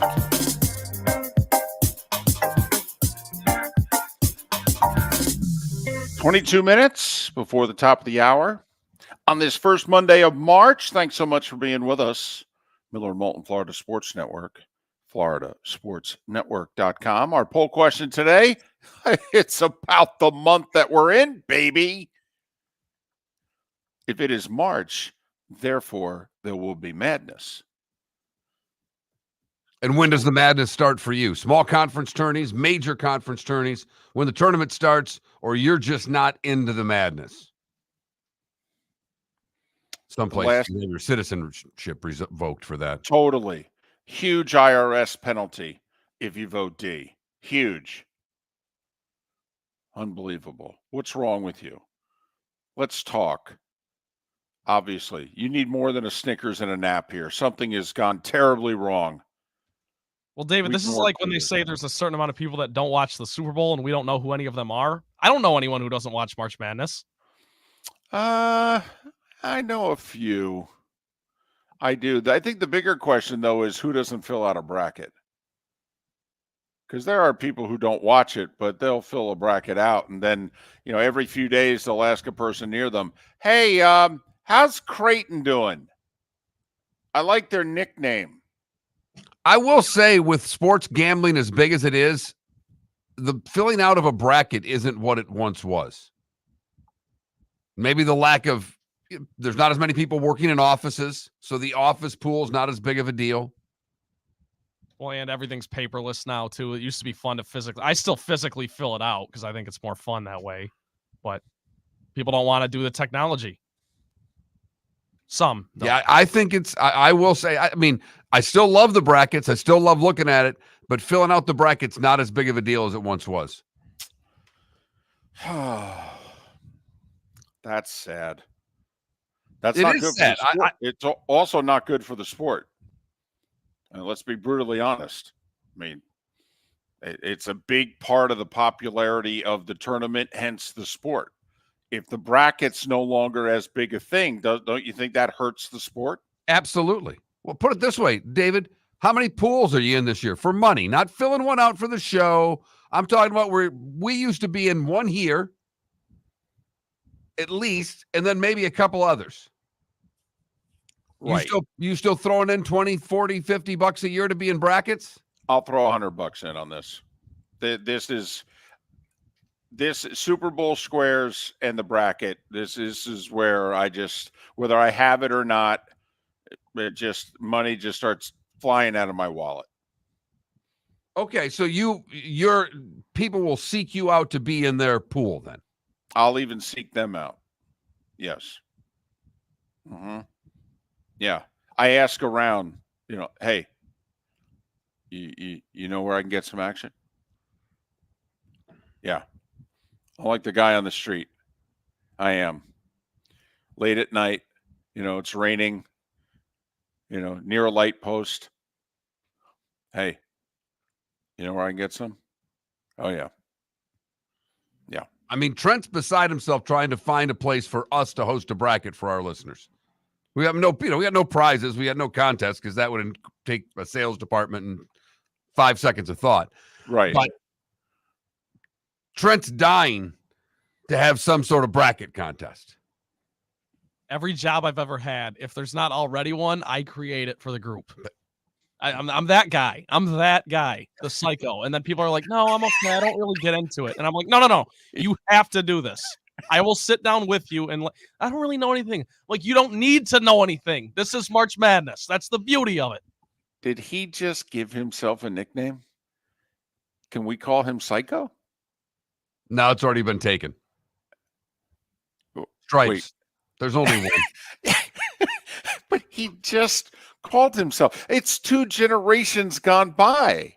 I mean, one of the 2 main characters in that movie is dead. We can't use it again? No? It's a really good point, David. And I guess we date ourselves with that movie often on this show. And it is a few generations old. I think we can honor the movie by calling him Psycho. He just called himself. Yeah, he says he's psycho when it comes to this. Okay, well, it is March. I mean, if we're going to give him a nickname. I like him too much to call him that. I know it doesn't fit at all. I'm just saying, I'm that guy that tries to push everyone into this because I want them to enjoy it as much as I do. I know they won't, but I have to try. I mean, I'm having trouble picturing Trent as like McEnroe on the court in the bar going, it's the bracket! The bracket, you jerk! Right. I'm just having trouble picturing that. But he said that's who he turns into. Small conference tournament week. I love it. Come on. Have you seen everything that's on the internet? All the high school championships around the country and all the buzzer beaters and the crazy plays and just come on. This is awesome. This is not all the money that's ruining college athletics, that's ruining the PGA Tour. This isn't your team unable to work out their salary cap, so they're going to have to cut guys you don't want them to cut. I mean, we're just trying to get in the tournament. This is just to get in it. No, this is the one kid on one team might have an NIL deal that's doing a car dealership ad once a week. You're going, who is that? Right. I mean, this is how legends are born in small towns for generations. I mean, they didn't even win the game. I still love Kevin Pittsnoggle of West Virginia. Oh yeah, this is West Virginia. It's Indiana. It's all the little guys. The Iowa. I mean, plus also what it leads to. I mean, Amir Abdul-Rahim was head coach at Kennesaw State last year. They had never won anything. All right, he wins the A-Sun. They go to the tournament. He's now the head coach at South Florida. How is he doing? Oh, they've won 14 in a row. Yeah, he's going to keep moving on up. Why? He's going to be in the ACC in 2 years. Well, that's true. I mean, is everybody done laughing at us now, by the way? I mean, how many national people are writing stories about South Florida ended up in the ACC sooner than later? But I am fired up because we've talked about it. There are a handful of really good small conference teams that have to win their tournaments. The McNeese states, the Indiana states, the Samfords of the world that have put together 25, 26 win regular seasons that will all go for naught if they don't win their conference tournament because they've got no shot to get in otherwise. And if they get in, they might be able to win a game. If Grand Canyon gets in, they can win a game. Listen, you don't want Drake making the tournament. I'm telling you right now, if Drake's in, they're winning at least a game. They had Miami beat in last year's tournament game and choked it away. They've got a coach's son who's a star player who can just flat out shoot. Who's their automatic qualifier in their conference? Well, it's either them or Indiana State. It's the Valley. Okay. That's the problem. Only one's getting in. I hope and they both should get in. They really should. I mean, this whole 8th, 9th place team from Power 5 is an absolute joke. The system's totally rigged. The reason they're ranked higher in the net is because they rig it so that their games are quad 1 and quad 2. I mean, for goodness sakes, Wake Forest has beaten one team with a pulse this year. And I think the ACC is getting screwed in comparison to other conferences. But come on, how many times do we have to keep rewarding these teams? I mean, seriously. I mean, I'm sorry. Michigan State, I'm being, if you two can be as objective as humanly possible, if Michigan State doesn't get to the semis of the Big Ten Conference Tournament, do they really deserve No. a bid? Nope. If the season ended today, they wouldn't deserve a bid. They're 500 in their conference, which to me, Mark, you and I'm one of those that's always believed, and I believe you have too. You've drawn a line and say, if you can't play 500 ball in your conference, in a Power 5 conference, the answer is no. No, that's the line of demarcation for me. Not to mention it's a weak year for the Big Ten. They're only going to get like 6 teams in. But you've got to be able to go 500 in your conference. And in all seriousness, you should be able to go better than 500 in your conference. If you're a 9-9 team in conference, you're not good enough to play in the tournament. And I know you. And I would take a Drake, and I would take two. I would take 2 from the AAC, but they're not going to get in. They have no shot. And that's the part. That's the part that bothers me, is that when I look at Shelby Mass bracketwag.com, Drake right now, David, to your point, is not in the first 4 out. Is not in the next 4 out. Is in the others considered for at-large bids. Mm-hmm. So they've got to pass 10 teams to get in. It's not going to happen. The schedule won't allow it to, based on who the other teams are playing. And the problem is, when you're the Drakes of the world with a veteran coach, this is a 5-year run for Drake. They've been 20-plus wins 5-6 years in a row. In fact, they've been 22-plus wins for those 5 years. Nobody's scheduling Drake. You know DeVries' kid is coming back. They got 4 returning starters. You're not scheduling Drake. Take a look at their non-conference schedule. They couldn't get anybody to play them this year. Nobody. I mean, I think it's great that the schedule FAU put together. They sought the Arizonas of the world, and not only that, they didn't renege on the FGCUs of the world who they had signed contracts with. I give Dusty May all the credit in the world for the schedule he played this year, for the teams he didn't drop and for the teams he sought out. And by the way, it's a good thing he did, because that Arizona win might be what gets them in the dance, because if they lose in the final to South Florida, that's probably the only thing that's going to get them in. And that's not a for sure thing, because they're sitting on the 10 line right now, which means there are only 7 teams that they're ahead of before they're out of the tournament as an at-large. I mean, Indiana State's got this goofy-looking center with the goggles that everybody loves. Would love to see him in a tournament game. Drake can go to the Sweet 16. That's how dangerous Drake is. Well, I mean, we talked about it last week. The NCAA thinks they have the answer. They're just going to expand the tournament. Just make it bigger. Stop it. Yeah, but here's the thing. Even when they talk about that, they're not doing that for the Indiana States and the Drakes of the world. They're not doing that to get South Florida in and a second team for the Valley. No, I know, but that's what they're going to. That's how they're going to spin it. They're going to try to spin it that way, even though we all know it's for money. And listen, Greg Sankey. I mean, if Greg Sankey may have saved college football in 2020 when the SEC said, "Yeah, we ain't shutting down, we're playing." So, I mean, I'm willing to give Greg Sankey a lot of leeway here. But them and Petiti in the Big Ten, they are pushing the envelope really hard with football. Okay? Could you just stop there? Please. They've taken 12 and already turned it into 14 within the blink of an eye. And when they get what they want in football, they'll come for basketball, David. And Sonny Dykes made a good point the other day. He's like, listen, you want to go to 14, fine. He goes, but you want to guarantee the top 2 seeds, one to the SEC champ and one to the Big Ten champ? He goes, well, what if the Big 12 champ and the ACC champ's better? I mean, Sonny Dykes is like, listen, if you think that highly of yourself, just let it play out. Most years, that's what'll be the case. But why do you have to mandate it?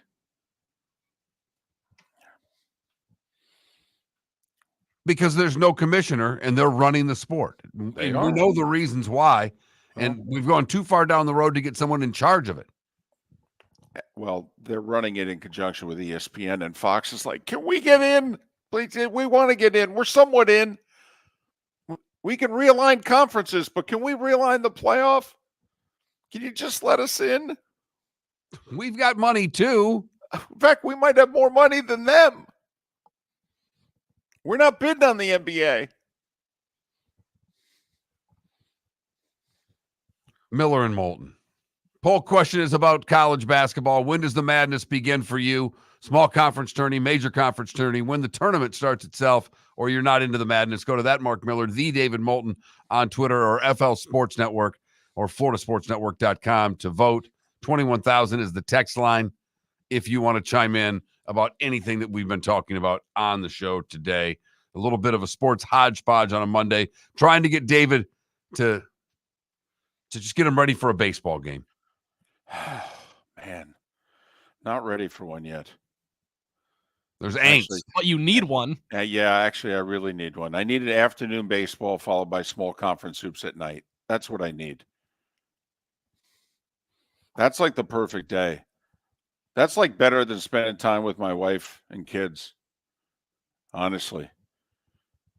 I just say that out Located loud. on the East Trail, locally owned Naples Tiki Bar and Grill is an outdoor eatery next to the Hitching Post Shopping Center. Island-inspired food with a true tiki theme. The best place in Naples to enjoy the beautiful weather in Southwest Florida. The Naples Tiki Bar and Grill offers a great menu for dine-in or takeout. Enjoy our famous pulled pork, huge burgers, and tiki bar cocktails. Don't miss happy hour every day from 3 to 6, and live music 7 days a week. See you soon at the Naples Tiki Bar and Grill, 11498 Tamiami Trail East. The law firm of Michael F. Hornung specializes in criminal defense, DUI, personal injury, nursing home claims, and auto accidents. I'm a former prosecutor with over 34 years of experience. The information I know is information you need to know. If you've been arrested for a DUI, time is of the essence to maintain your driving privileges. Call the law firm of Michael F. Hornung for a free consultation. At the law firm of Michael F. Hornung, we are committed to excellence in your representation. Being a local attorney with local knowledge is clutch to the success of your case. For over 30 years, we have successfully represented the citizens of Southwest Florida. For a free consultation, call 239-437-0095. That's 239-437-0095. Our offices are conveniently located in Fort Myers. Visit online at mfh-law.com. The waterways of Naples are a beauty to behold, and the Bayfront Inn has multiple ways for guests to enjoy the water and have some fun. Gather your family and friends and enjoy a leisurely day on the water with a pontoon or deck boat. If you prefer to explore the waterways without a motor, the Bayfront has canoes, standboards, and kayaks. At the end of your journey, enjoy lunch or dinner at the Bamboo Tropical Bar and Grill. The Bayfront Inn. Something for everyone. On 5th Avenue in Naples. Visit Jason and Todd at the Diamond District. 20 years ago, Jason and I had the idea for a jewelry store like no other, with a vast selection of certified diamonds priced 8 to 12% over cost. A team of individuals who are educated, driven, and believe in cultivating relationships. Today, we have become one of the largest independent jewelry stores in the country.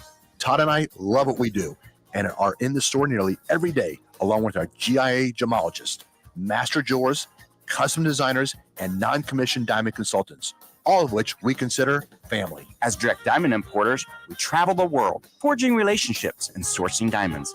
What we love most about our business is that we can call Southwest Florida our home. If selection, value, and comfort are important to you, give the Diamond District an opportunity. You won't find a better diamond buying experience. Todd and I look forward to shaking your hand and welcoming you to our Diamond District family. At the Diamond District. You are listening to Miller and Moulton on the Florida Sports Network.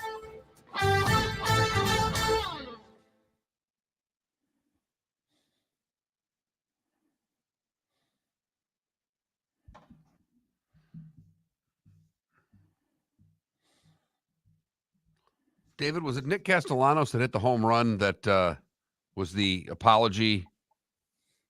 Yeah. It's just Nick Castellanos' birthday today. It's the only reason I bring that up. Well, it's actually happened to him in like 2 of those situations as well, which is why it's so That's right. funny. It happened again when they were announcing like some tragic something happened, and he went yard. No, I'm on the air. Actually, I'm in a commercial break. I got about 3 minutes.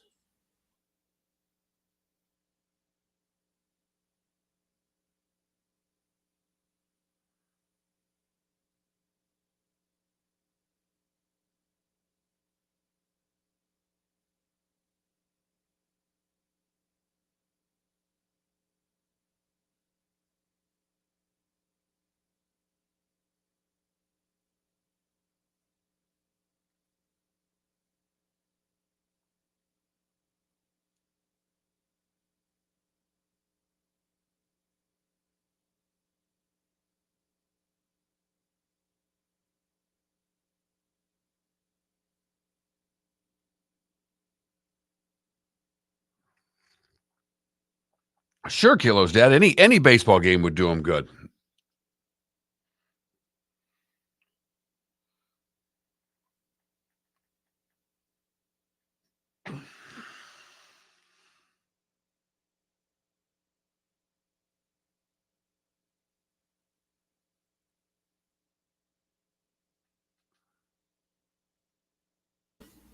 Okay, well, tell me.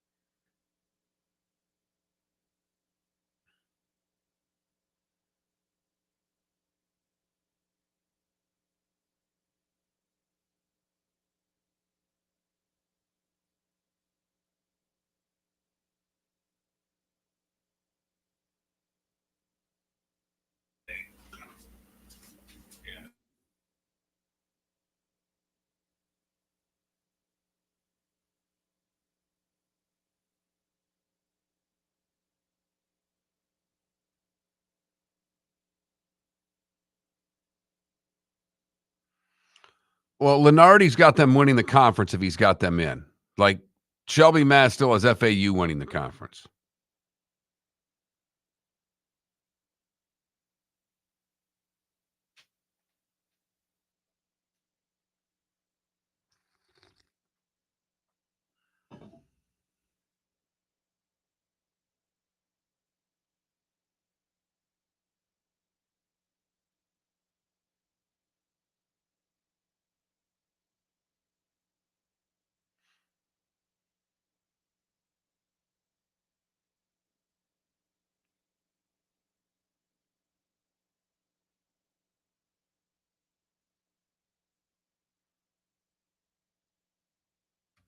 Here we go.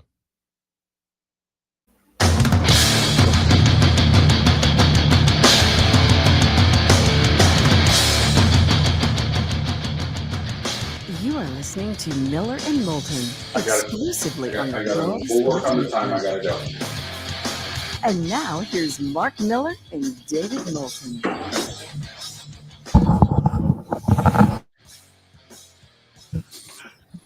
It is the 8 o'clock hour. Miller and Moulton, thanks so much for listening.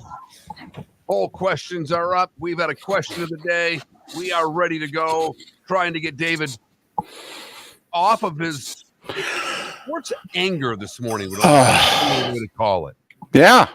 You have a sports anger about you this morning. Yeah. And I don't know if I'm blaming myself also. So there might be a little self-loathing going on.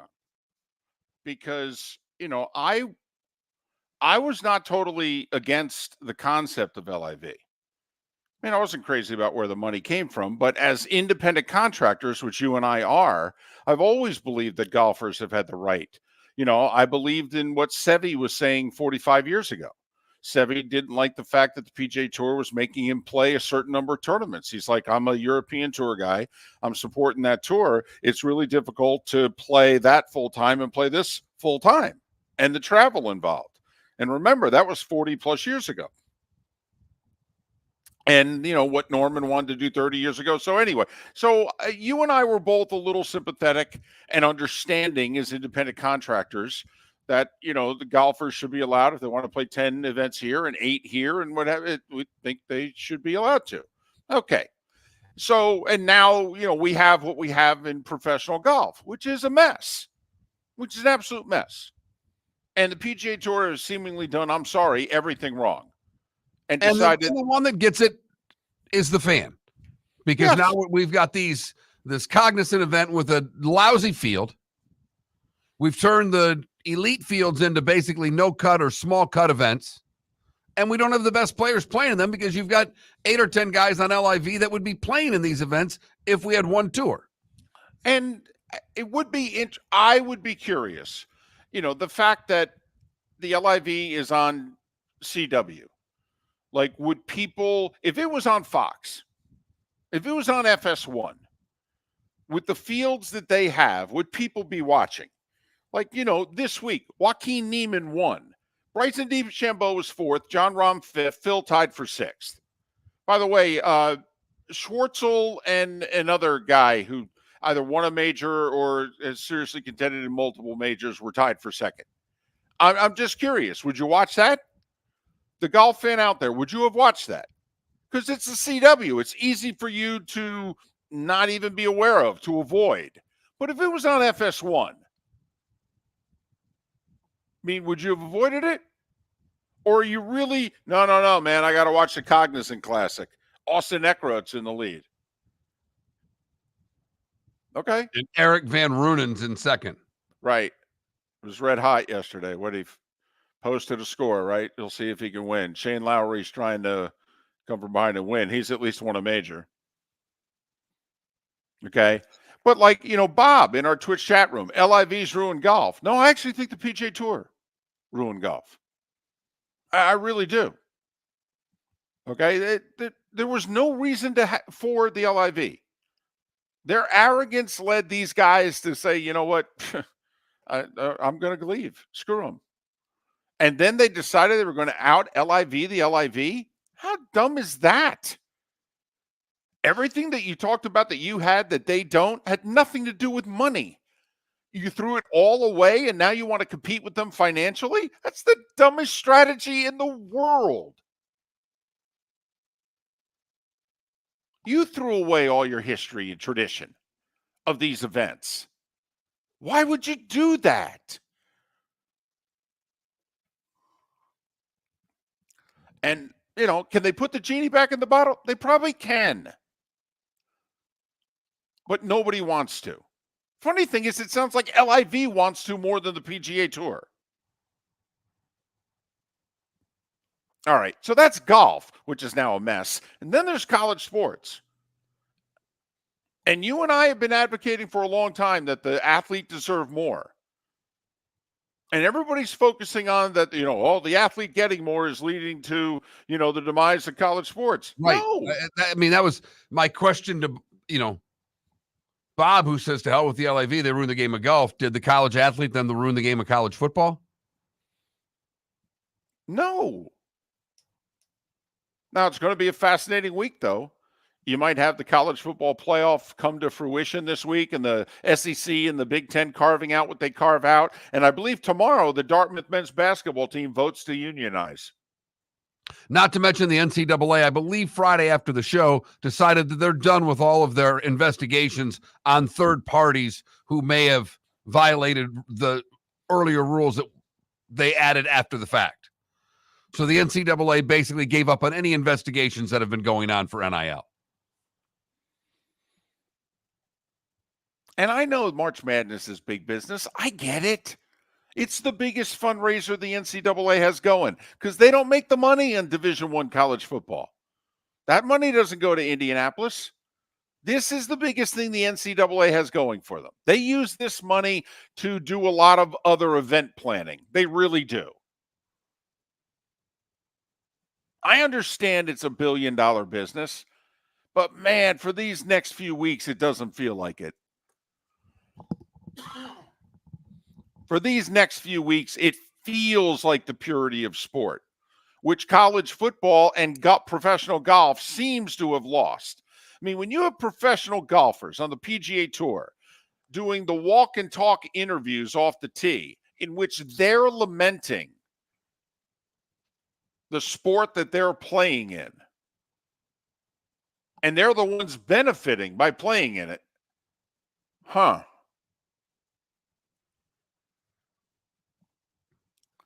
So I just feel like, Mark, this month, this is, I don't know, I get to hold on to something that might not even be real, but it still feels real. This could all be a mirage, but don't ruin the mirage for me. So what you're telling me, if I break all this down, small conference tournament basketball is your security blanket. You need your blankie this week. This is a warm and Mark, I sleep and I grab a pillow and I hug. When I roll over on my sides, I hug a pillow.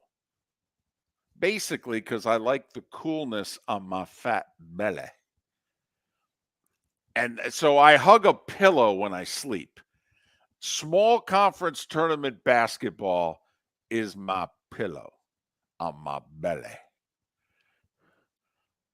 It's warm and fuzzies for me. It really is. I love everything about this week. I wish I could stay up all night. I want to watch the West Coast Conference Tournament. I want to watch, when Pepperdine is playing Cal Poly, Abisko, San Luis, whatever, honestly, in the quarterfinals. And it's 53-52 coming out of the last media timeout. Late edition of Sports Center's next. Yeah, absolutely. I'm in. It's 1:50 a.m. Let's go. It is for big-time college sports, of which football and basketball are it is the last pure, to us, this small conference week is as pure as it gets. And David's getting ready for Jacksonville and Kennesaw State. Yep. A 9-10 seed battle on a neutral floor. The over-under we have at 214.5 people going to be at this game. Because the winner plays Eastern Kentucky on Eastern Kentucky's home floor tomorrow night.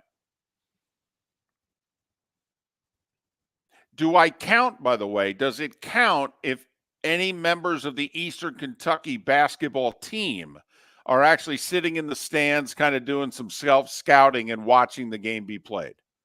Do they count? I have to do an attendance count. You want to know how many people are there. Okay. Basically, do I get to count everybody who's sitting in a seat, basically? Yeah. Okay. In my mind, yes, because don't they do that for like the Super Bowl, for example? The people in the box count, even if they're just family. Yeah, but they pay. Everybody pays at the Super Bowl. It's not a free ticket in the Super Bowl, except for the halftime performer. They get in for free and they don't get paid. That's it. Everybody else pays. Okay, so it's paying customers versus paying customers. Butts in the seats. But just butts in the seats. I don't care how they got in. If they got a free ticket, if they were able to sneak in like those two guys snuck in the new Clippers building and took all kinds of pictures and fired a fire extinguisher and did all that stuff, idiots. But if they sneak into the A-Sun play-in game today, to me they count. I like that. I'm with you. Matt in our Twitch chat room. I have zero interest in college basketball. I work with 4 older guys, and maybe one of them has some interest. He blames the NBA for why it is he no longer watches college ball. But he did say the women's game is much better. So does that mean you're watching?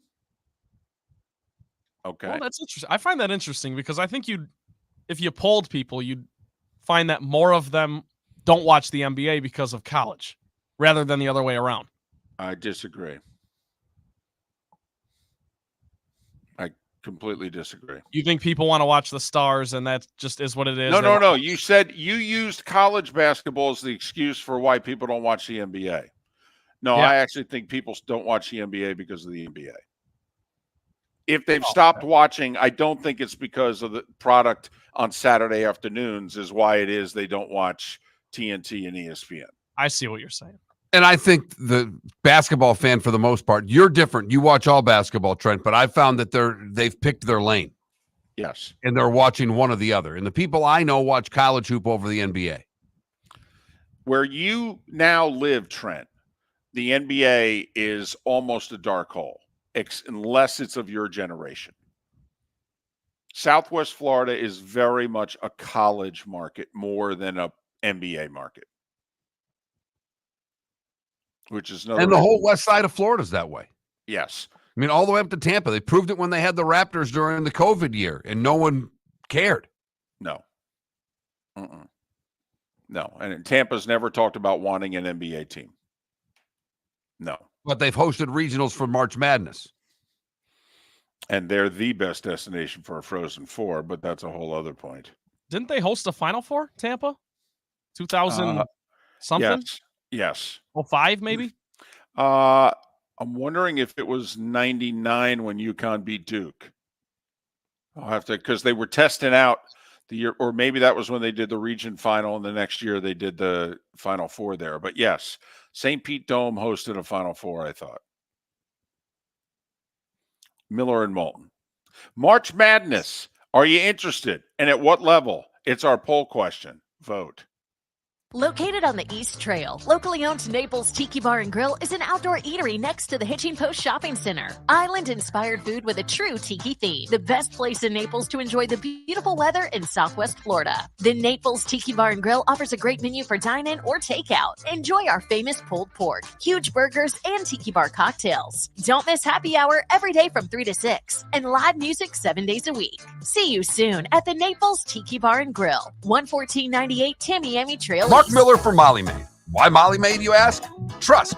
Moulton was a customer for 15 years. Affordability. Didn't I just say Moulton was a customer for 15 years? Worry-free services. Our professional house cleaners are fully insured and a 24-hour warranty. Call Molly Maids today at 239-774-5839. That's 239-774-5839 or online at mollymaid.com/FTMYERS. That's mollymaid.com/FTMYERS. Visit Jason and Todd at the Diamond District. If you're in love and thinking about a diamond, you'll want to hear from my friends Jason and Todd at the Diamond District. When purchasing a diamond, you deserve a relaxed, stress-free, and educational experience. You want to have a good time and feel comfortable. You want selection, quality, and value. At the Diamond District, you'll get it all. With our team of non-commissioned diamond advisors, no one's in a rush. We care only about you and making sure your needs and wishes are fulfilled. You'll be wowed by our selection of GIA certified diamonds, stunning diamond bracelets, earrings, pre-owned Rolex watches, exotic ruby, sapphire, emerald, and tanzanite jewelry. There's something for everyone at the Diamond District, and all at the lowest prices anywhere. Jason and I love what we do and are in the store nearly every day. We look forward to shaking your hand and welcoming you to our Diamond District family. Visit Jason and Todd at the Diamond District. You were listening to Miller and Moulton on the Florida Sports Network.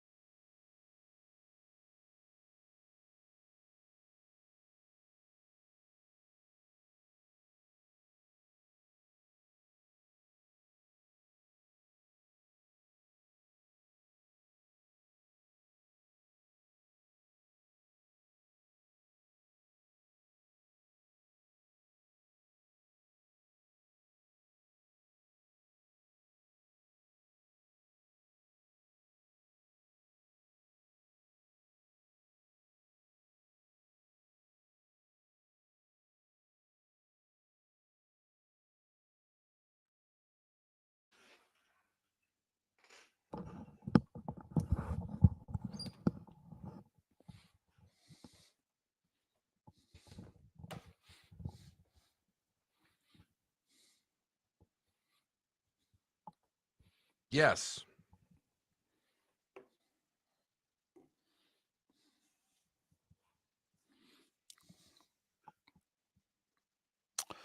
If Bob Clark's still out there, Bob, let me just say I agree with you that the LIV is the Antichrist. Would you at least acknowledge that the PGA Tour continues to handle this badly?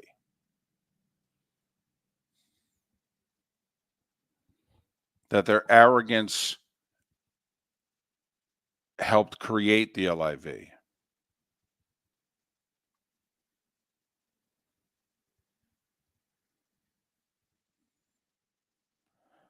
That they decided to fight the LIV by being the LIV? I just think, and it's not the PGA of America either. It's not the USGA, but it's the PGA Tour.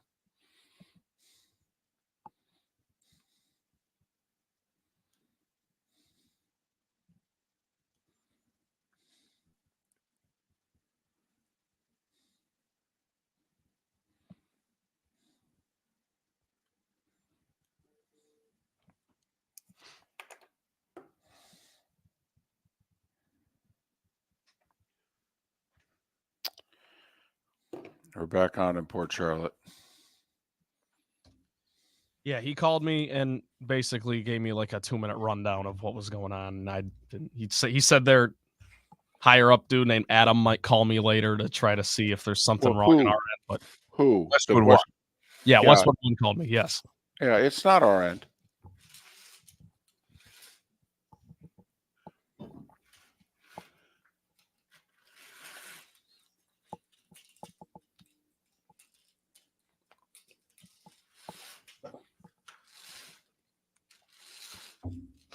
Here's what I don't understand. When you call them in the morning, I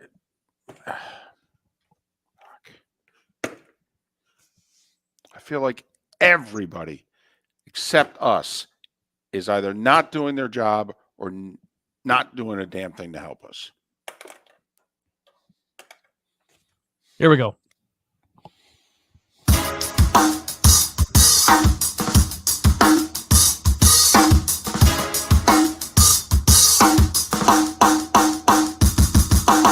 Welcome back to Miller and Moulton, only on the Florida Sports Network.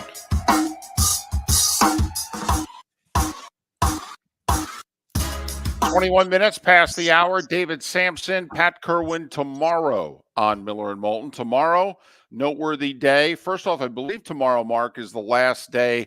Teams have to place the tags by tomorrow.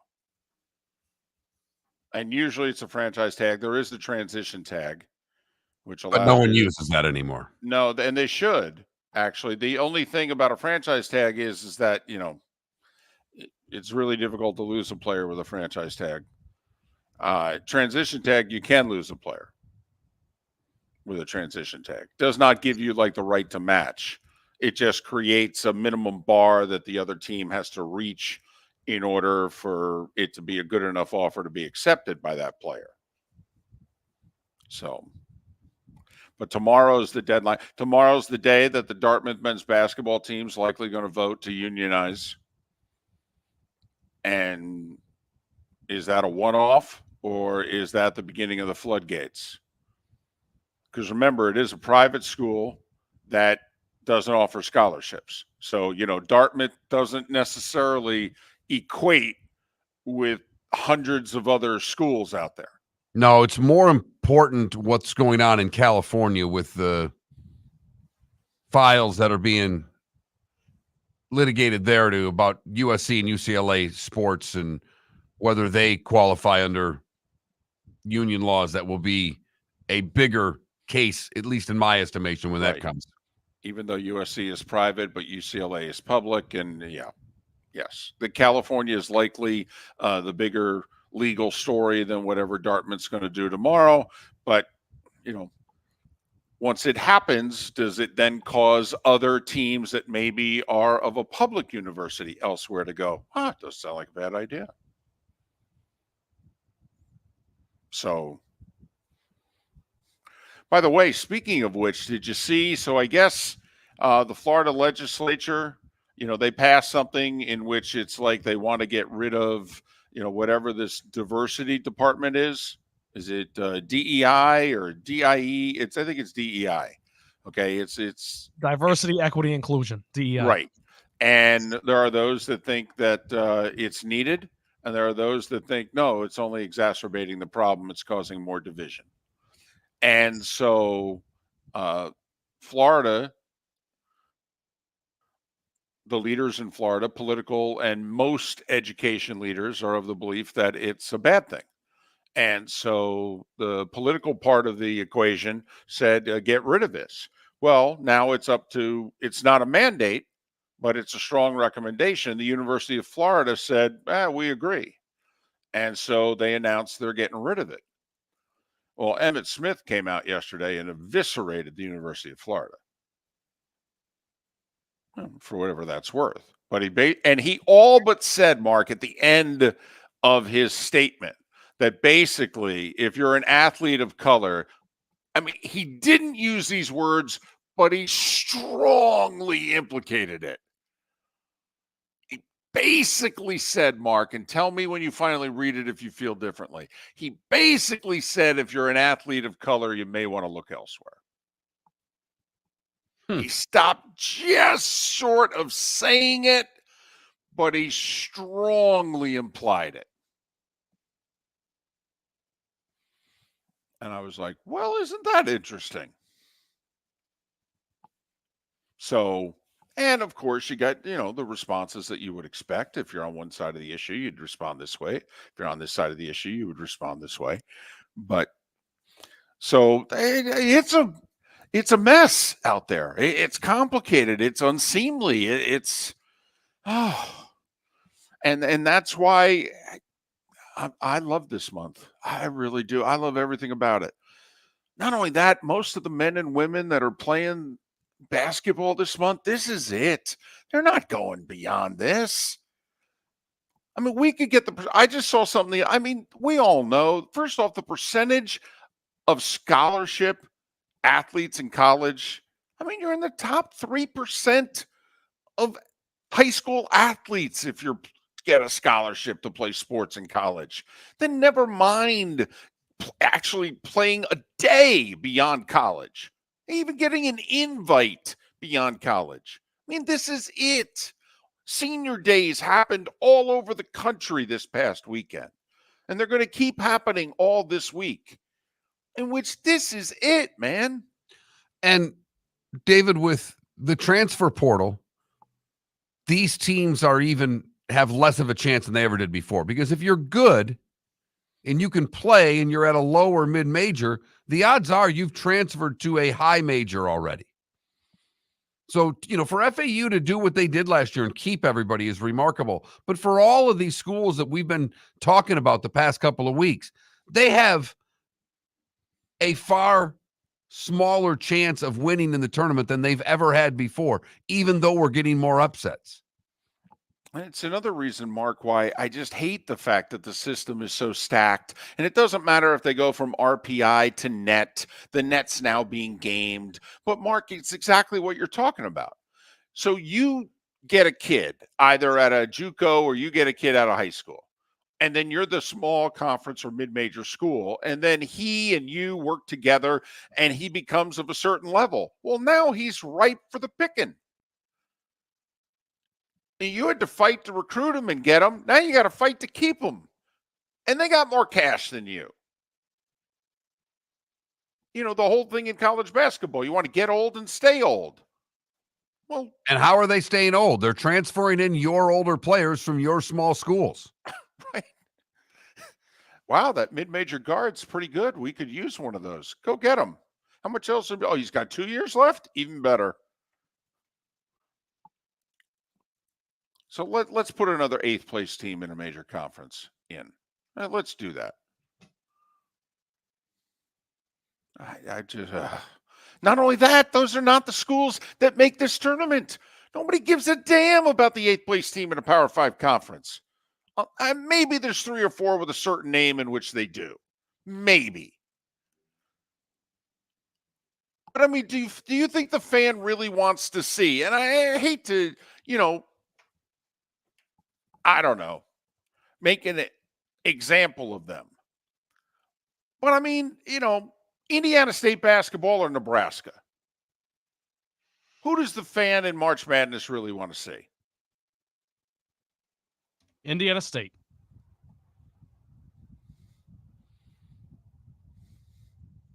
And you're right. That's who they don't move. Nebraska doesn't move the needle in the college basketball tournament. The Blue Bloods do past the first weekend. Right. You want a whole bunch of upsets not involving the Blue Bloods. Then you go, wow, what a great first week. Okay, Royalty, take over from here. Give me Kansas, Kentucky, and whomever else, and we're in good shape. Now, I will say one place where I do think they have it right is the first four, the 11 matchup. That's always usually Power 5 schools. They don't just throw like mid-majors in there like Indiana State and South Florida battle it out. They have, but you're right. And I'd do away with the playing games. Well, and the reason they did that was to expand in the first place, right? Well, there was more conferences came in, so there were more automatic bids, and they had to keep those at-larges the same. Well, obviously, we're not going backwards, so we're keeping the first four. But if they're going to have it be the 4 eighth-place teams from 4 Power 5 conferences, have them play each other, I'm all in favor of that. It's also would do the best ratings for True TV there. Once again, this is a television show.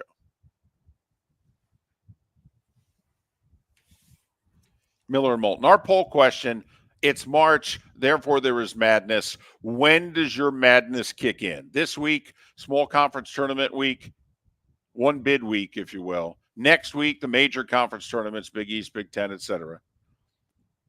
The actual madness itself, third week of March. Or, I sit this month out. That Mark Miller, the David Moulton, Florida Sports Network.com. Thanks for being with us. First Monday of March, Miller and Moulton. Visit Jason and Todd at the Diamond District. Hi, I'm Jason. And I'm Todd with the Diamond District. I believe in complete transparency. If you're shopping for diamonds in Naples, you're paying too much.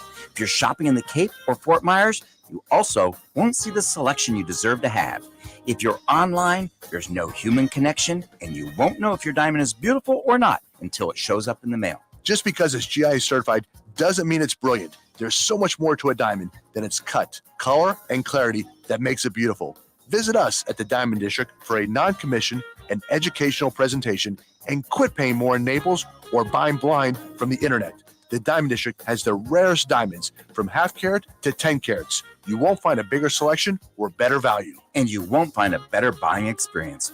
Jason and I are in the store nearly every day, and we look forward to shaking your hand and welcoming you to our Diamond District family. At the Diamond District. The law firm of Michael F. Hornung specializes in criminal defense, DUI, personal injury, nursing home claims, and auto accidents. I'm a former prosecutor with over 34 years of experience. The information I know is information you need to know. If you've been arrested for a DUI, time is of the essence to maintain your driving privileges. Call the law firm of Michael F. Hornung for a free consultation. At the law firm of Michael F. Hornung, we are committed to excellence in your representation. Being a local attorney with local knowledge is clutch to the success of your case. For over 30 years, we have successfully represented the citizens of Southwest Florida. For a free consultation, call 239-437-0095. That's 239-437-0095. Our offices are conveniently located in Fort Myers. Visit online at mfh-law.com. You are listening to Miller and Moulton on the Florida Sports Network.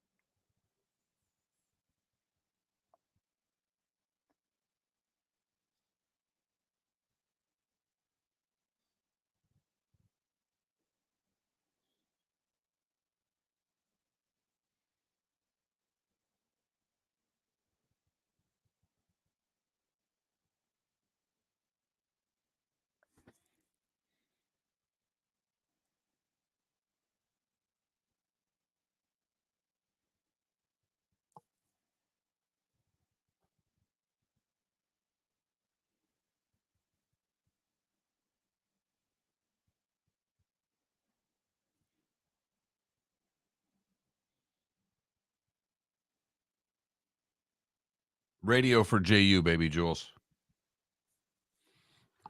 Yeah, sorry about that, baby Jules.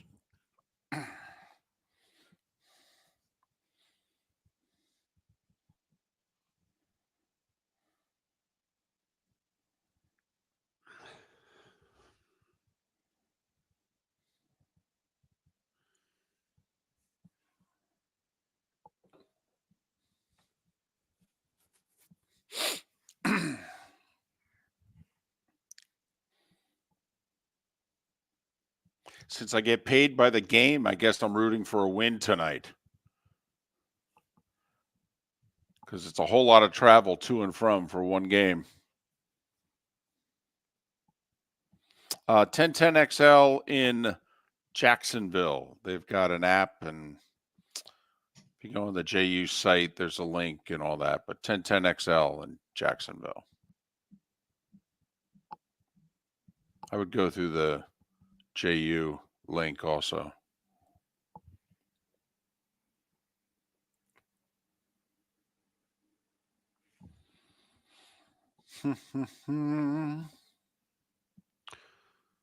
Here we go.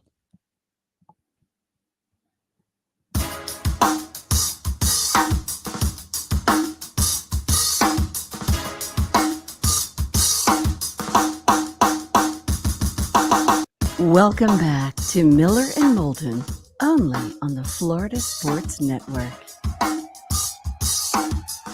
Fired up on this first Monday of March, 22 minutes before the hour, last segment along the network. And we know there were problems along the network today, not of our doing and not of our affiliates doing.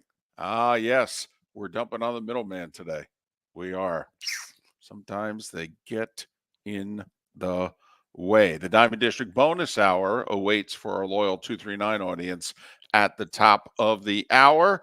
I am feeling the madness, maybe more than most. I'll grant you that, because I'm a very, very pimple on the back of it tonight, calling a play-in game in a really small conference tournament, the A-Sun.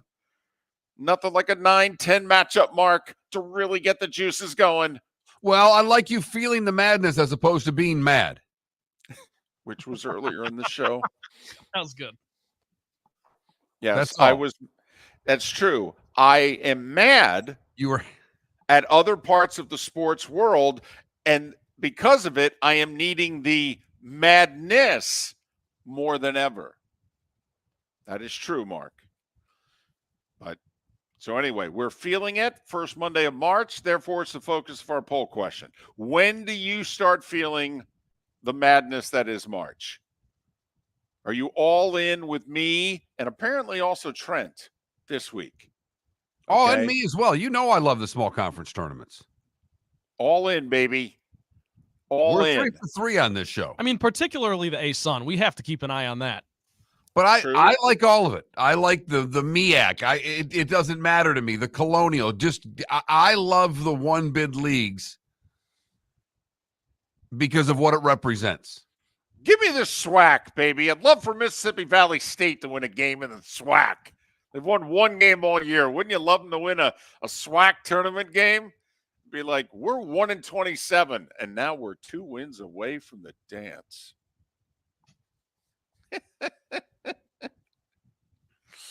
And our audience agrees with us, maybe because we've rushed the vote a little bit, but 35% of you saying small conference tourneys, 31% saying when the tourney starts, 21% of you saying major conference tourneys, and 12% of you just not into the madness. Not an American.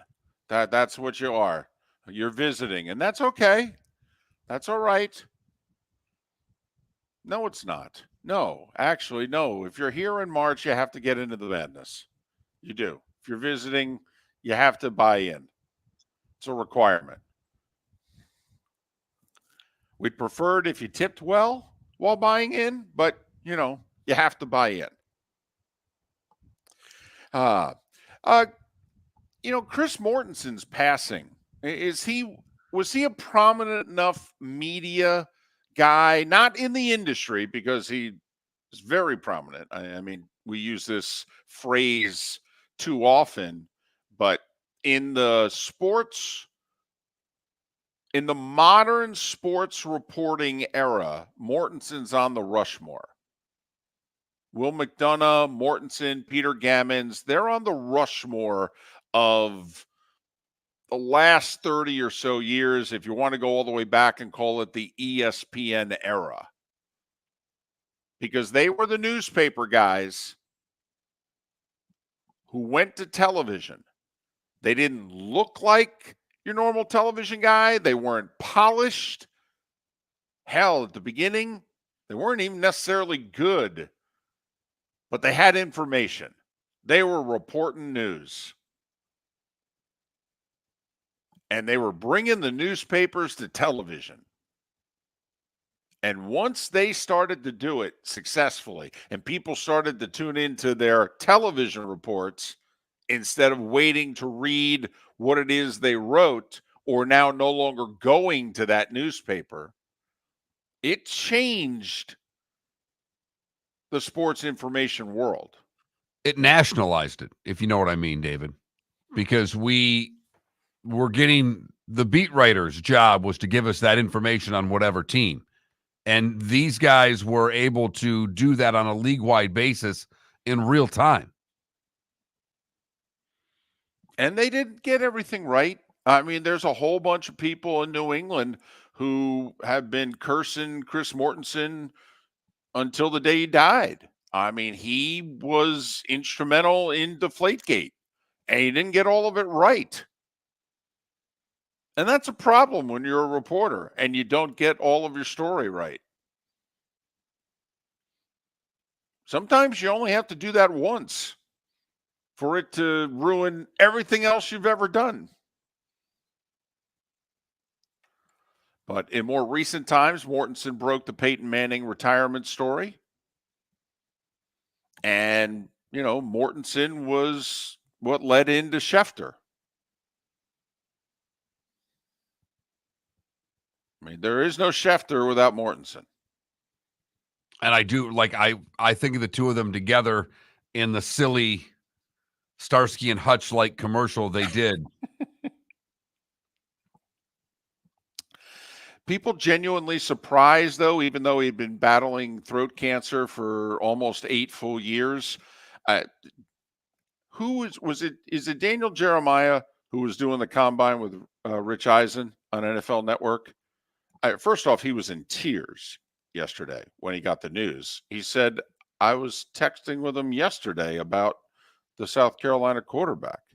And apparently he was like his mentor. I mean, they're very close friends. But Peter King said, I talked to him yesterday. You know, he sounded fine. You know, longtime AJC guy who just retired. He's like, I talked to him yesterday. So it caught those close to Mortensen. It not only were they saddened, there were quite a few that were shocked. They're like, wow, I had no idea. And, you know, they obviously knew about him battling cancer and he hadn't always been well, but he was 70. He had retired from ESPN officially 6 months ago. He hadn't worked much in the 6 to 12 months leading up to his official retirement. You know, Schefter had taken over as the main guy for a few years ago. But, you know, Chris Mortensen, John Clayton was one of those longtime newspaper guys. Mortensen was out of Atlanta. Clayton was out of Seattle. You know, they had Mortensen, then they had Clayton, and obviously two guys, you know, Mortensen looked a little bit more like a guy you'd hire on TV, but John Clayton obviously was never a guy who a local affiliate would hire, never mind a national network. Ma, I'm doing Sports Center. Hey, Ma! I'm done with my segment.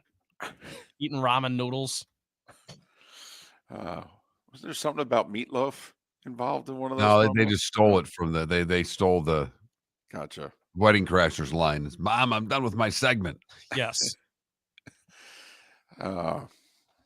Chris Mortensen, for what it's worth, though, that's one of the guys that, like, if you're my age, you just grew up, you knew him your entire childhood. Like, he just was on TV, and you always trusted what he had to say, and it was never He was never pulling gimmicks or on antics like a lot of the stuff you see nowadays for clicks. He was great. Peter King in his retirement, I guess his last column is the one he released this morning. You know, that's your 2 weeks notice. When you do a weekly column, I guess that means you got 2 left. Right. One, you announce your retirement, and then the last one, you just, take in a bunch of well wishes or you can't suck enough. You should have left last week, comments, and you throw it all in. But, Peter King said, listen, I don't want to say Mortensen was good or anything, but those of us who were kind of sort of doing what he did stopped what we were doing and watched his reports to see what we missed.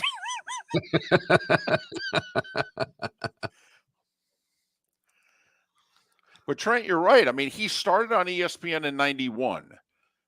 And I don't know exactly when Peter Gammon started on ESPN. It might have been a shade earlier, but, Mortensen, Clayton, Kirchin, Gammons, what they were doing in the 90s, I mean, no one else was doing. Fox didn't have FS1 or anything like that. That was also what separated ESPN from CNN, which you would think a news organization would actually have, more newsy reporters. Right. And you can't, because some people are bringing up the Lupicas and the Mitch Albums. Those guys are columnists. Right.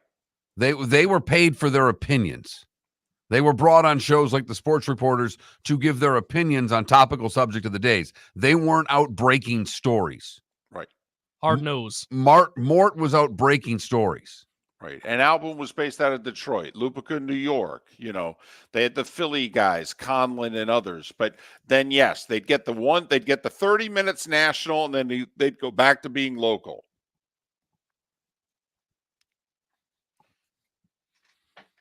So Chris Mortensen passed away yesterday at the age of 72.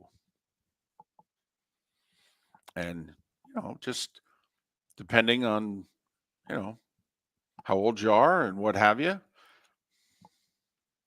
But I mean, think about it. We don't have, if you look at what the NFL and baseball, Mark, rate newspaper guys who became TV guys, we don't have a Shams and who's the other guy from ESPN? Woj. We don't have a Woj and a Shams without Gammons, Kirchin, Mortensen, and Will McDonough really was the one who started it. NBC hired Will McDonough in the 80s to be their information guy on their pregame show.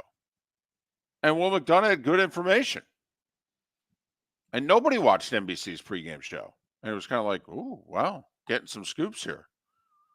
Will McDonough told you a week in advance who was getting fired. And he did it 30 plus years ago when that was like scandalous. Wait, what? That is the other part of it that is what we think of as commonplace now. We weren't breaking firings or reporting about suspected firings. Right. That just wasn't, Black Monday wasn't a common thing. There's no Jay Glazer without Mortensen.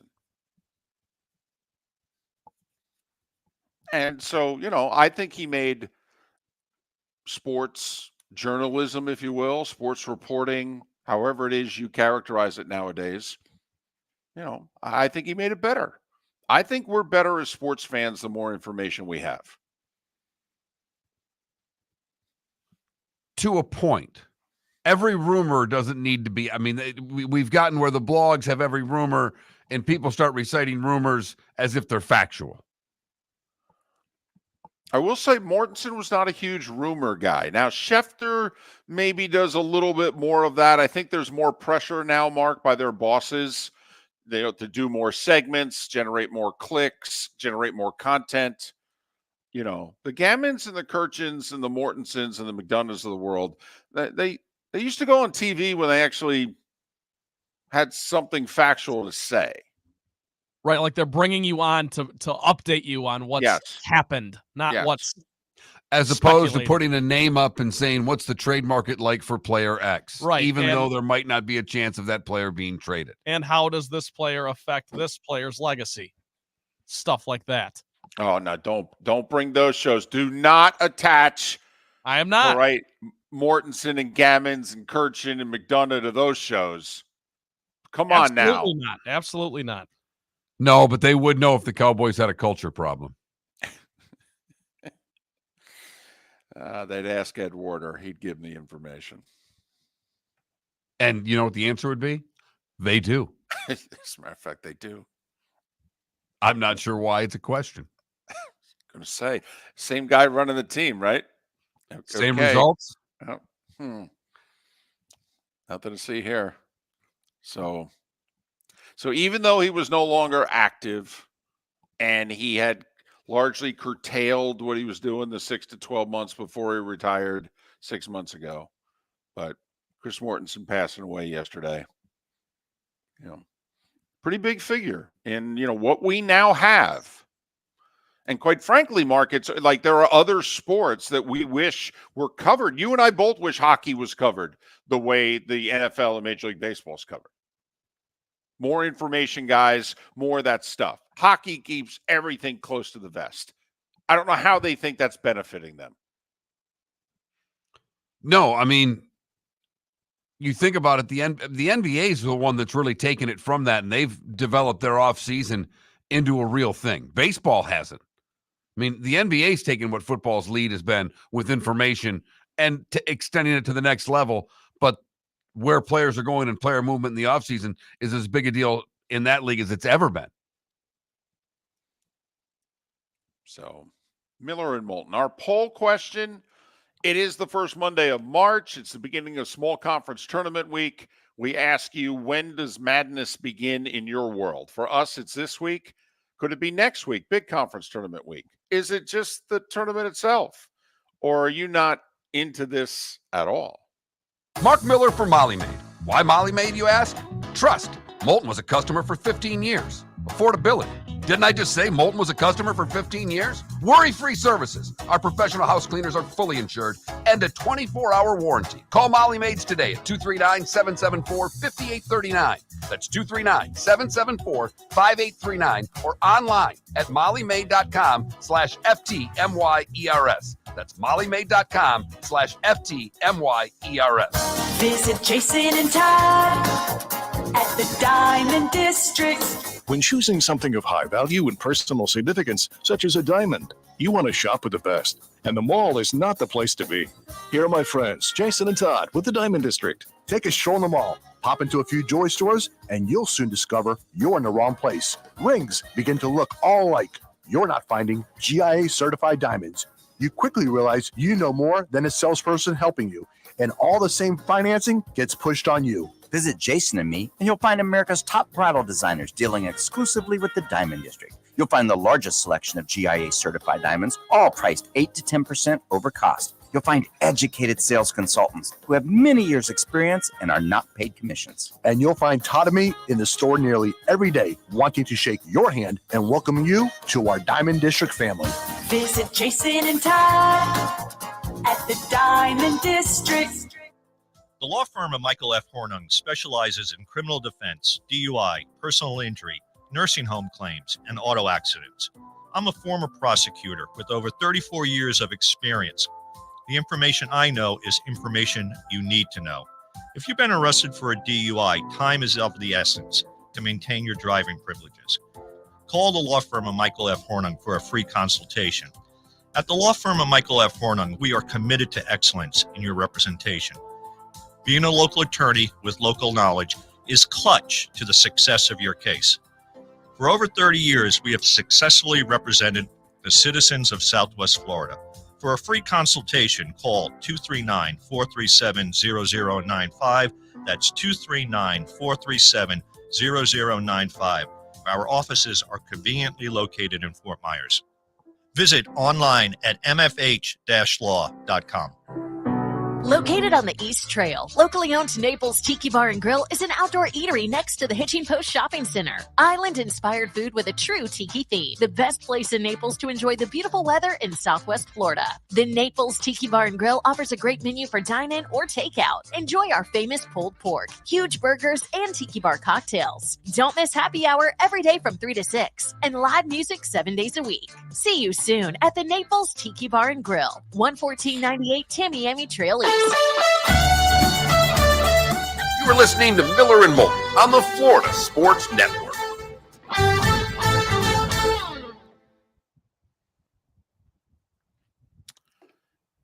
Sorry about that phone call that I took at the top of the hour, but that was Florida cancer specialist.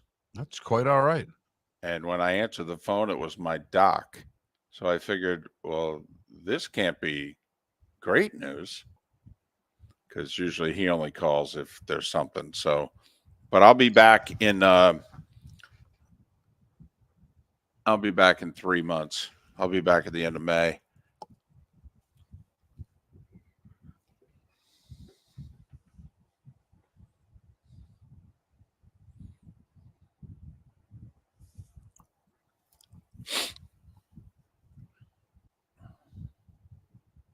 David, I'll have you synced up to the ESPN Plus feed tonight.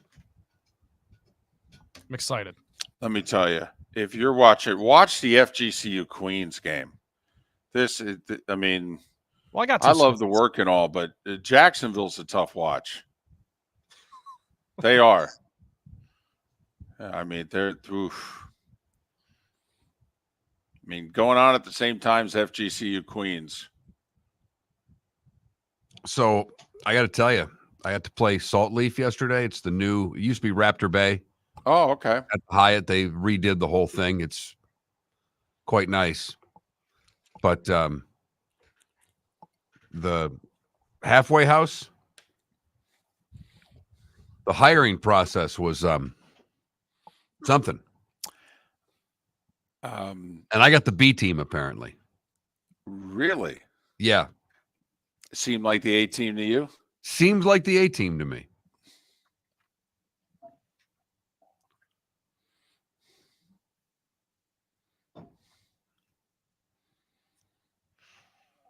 About $10 a beer. But the price was right for golf because it's normally $350 around. $350 for 18 holes. That's before you buy a beer. It's before you tip a cart person.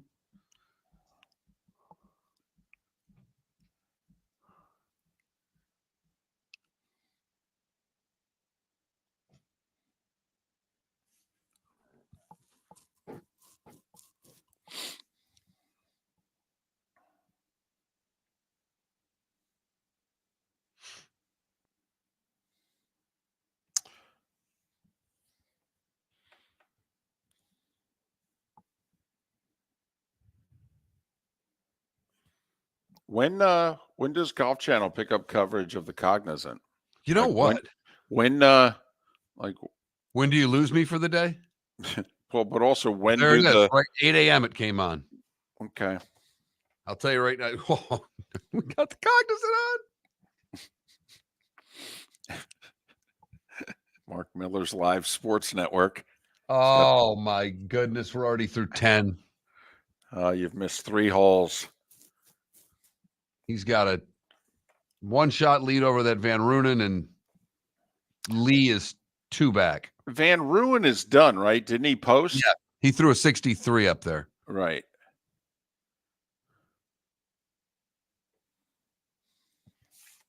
Austin Eckroat, right? Yes. So kid fired a 60 at the Yingling on Saturday. 60. Wow. Went like 60-64 to win. All right, here we go.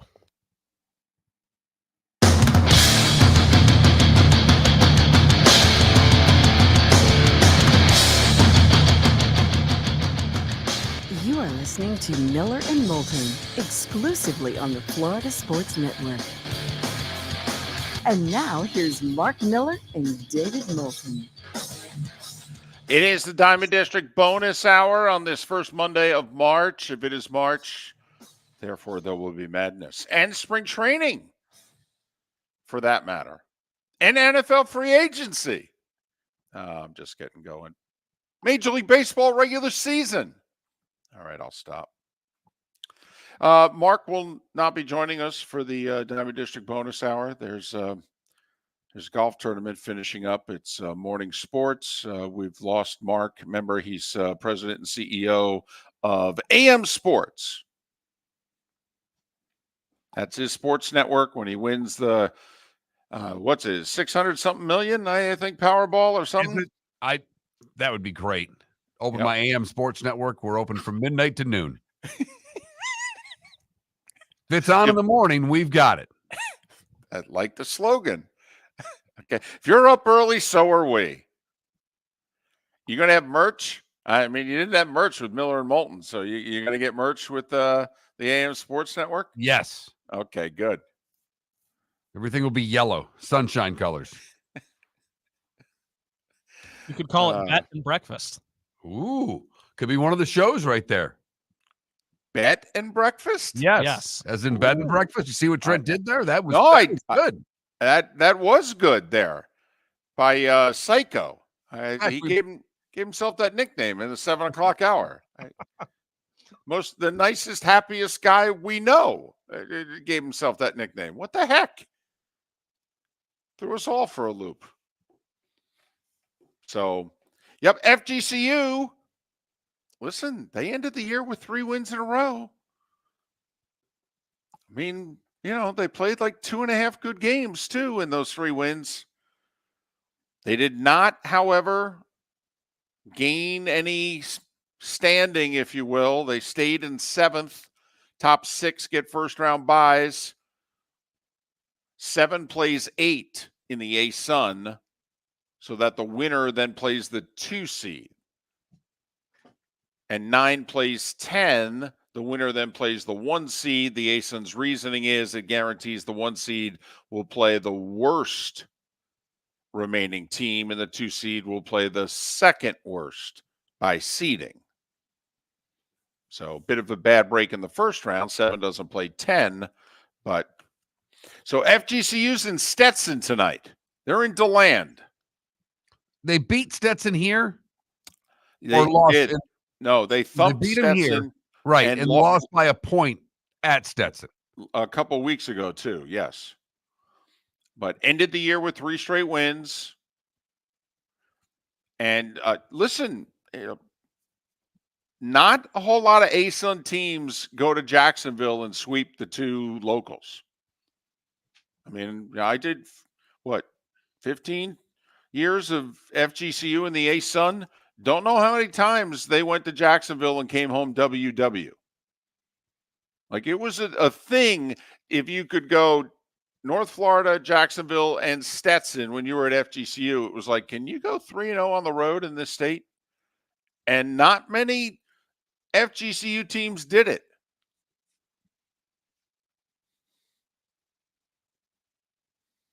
But unfortunately for FGCU, they couldn't get a little help.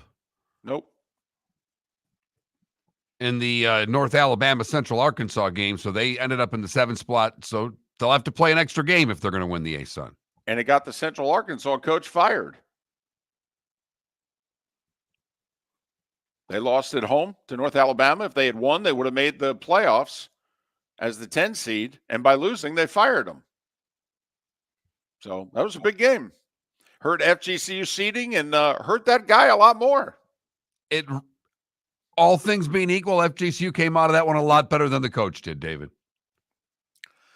So FGCU is going to play before a few hundred tonight in the Edmonds Center on the Stetson campus. And if they beat Queens, who they split with this year, it's also a little payback. Queens was who took them out in the play-in last year in the 9-10 game.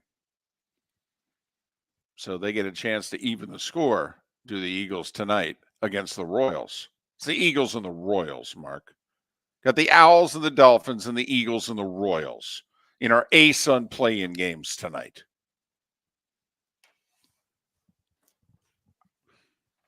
FGCU better win this.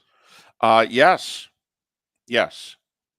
Would be very disappointing. A team that they handled pretty good on senior night about 10 days ago. I guess it was officially 9 days ago. Over the final 30 minutes of that game, FGCU handled Queens, won by double digits. Then went on the road and swept North Florida and Jacksonville. So, yeah.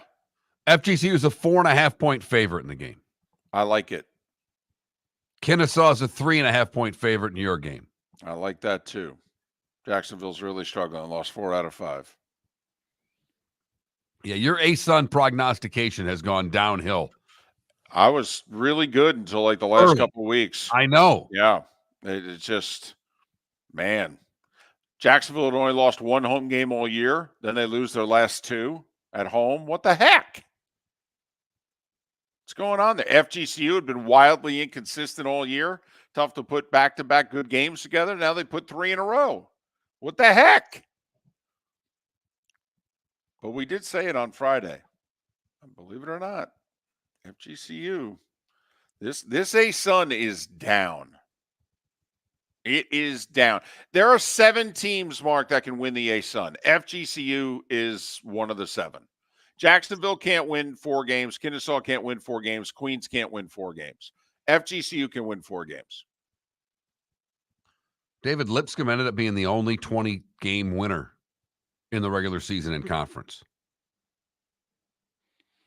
And to emphasize your point on what a down year it was. Well, and I think only 3 of the teams ranked in the top 200 in the net. And Stetson lost their last game, so I don't know if they even fell out of the top 200 because they were like 196. But, yeah, Lipscomb, the highest-ranked team in the net at 160. The conference is down this year. Down. The winner of the ASUN's in a play-in game. That's guaranteed. That's been locked in for 6 weeks with the people doing the bracketology. We have voiced a little bit of criticism for Pat Chambers because of how this team has fared. And this is where I think you might be able to lean on him a little bit. When the conference is down, it's win or go home. I mean, he won the NIT in 2018 with Penn State. Can you equate the NIT to the ASUN tournament? I mean, you can probably find some ground there. The bad break that I think FGCU caught, the reason why I actually liked their early draw. First off, traveling to Stetson, that's the closest road game possible, and they were just in Jacksonville. So they haven't left the state for 3 weeks. That's good from a travel standpoint. Secondly, they don't fear Stetson at all. If they don't fear Queens and they don't fear Stetson. Okay, so this is comfortable. I actually think it can work to the play-in winner's advantage, the fact that you played. I think the first half of the next game, you're sharper. You're ready to go. I mean, Mark, we've been talking about Amir Abdul-Rahim, who won the ASUN tournament last year at Kennesaw State, and he's now leading South Florida to great things this year. The winner of Queens FGCU last year played Kennesaw. So Queens eliminated FGCU. Queens lost by 1. The toughest game Kennesaw State had in their entire ASUN tournament run was winning the 9-10 game. It doesn't necessarily mean you can win 4, but for that second game, you're going to have a little something for your opponent. I'm with you. Now, I will say Chambers is really shortened from injuries and other reasons. He's really shortened his rotation. It's like 7-ish. But he gave Franco Miller some playing time the other day. He hit 3 threes against Jacksonville. I wish he'd give him more. Dakota's Rivers seems to be, on the outs. A few minutes, and that's it. I will say he's a senior. He's from Orlando. Game's pretty close to home. I might give him a few more minutes. Franco's a senior also. I mean, FGCU's got, I think, 4 seniors in their rotation. I mean, this is it.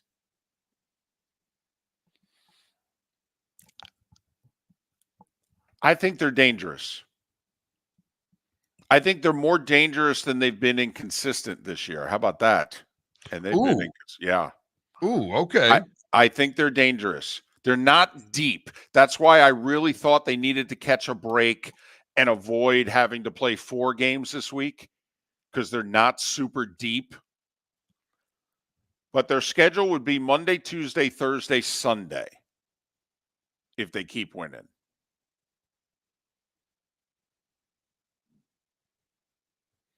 We shall see. They, to me, David, have to get to the conference final for this season to at least get something back for how disappointing the regular season was. And it's funny, too, because they had, one of the 3 best wins, arguably the best win they've ever had in regular season play when they beat FAU at home. And it went completely down. No momentum was built off of that. None. They were expected to, I think, preseason between the media and the coaches, one picked them second, one picked them third. They finished 7th, but they finished hot, winning 3 in a row. I like them tonight. I do. I've seen Queens a couple times. I think FGCU is better. 4.5 better? Well, I like them tonight. I do. They handled Queens 10 days ago at Alico. Handled them.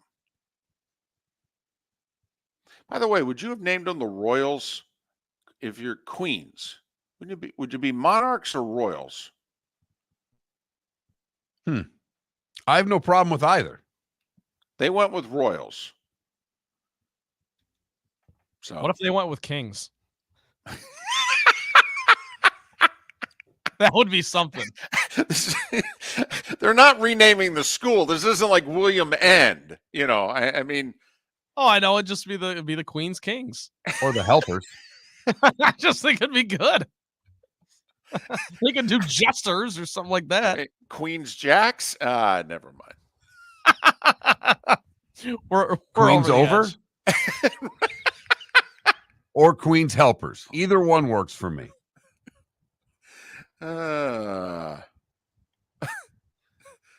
Miller and Moulton, 21,000 is the text line if you want to chime anything that we've talked about on the show today. Vote on our poll question. It's important.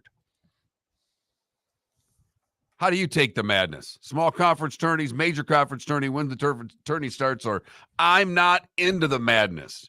You're not into the madness? How? Mark Miller for Molly Maid. Why Molly Maid, you ask? Trust. Moulton was a customer for 15 years. Affordability.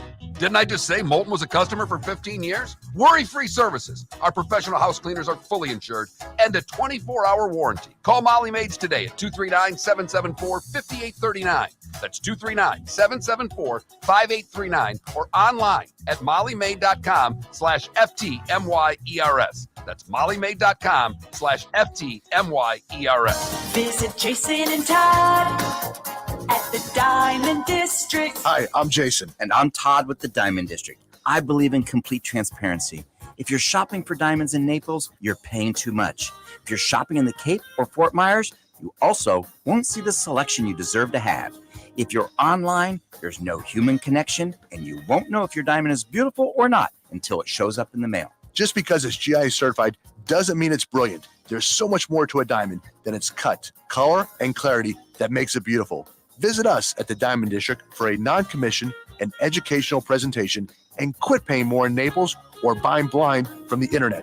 The Diamond District has the rarest diamonds from 1/2 carat to 10 carats. You won't find a bigger selection or better value. And you won't find a better buying experience.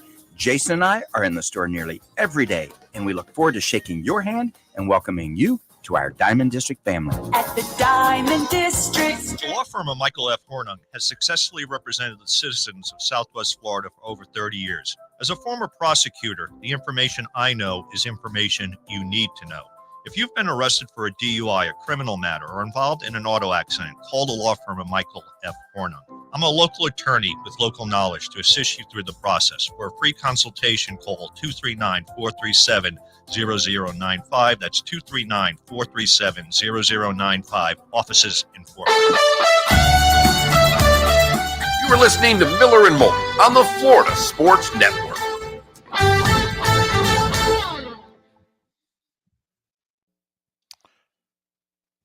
So this Alex Weiss held on to win yesterday, but he beat Bo Titsworth. Titsworth. Can you turn that into Tightsworth? No. I guess. I'm just wondering if you were Bo, do you figure out a way as you get older? Do you go, I got to change this?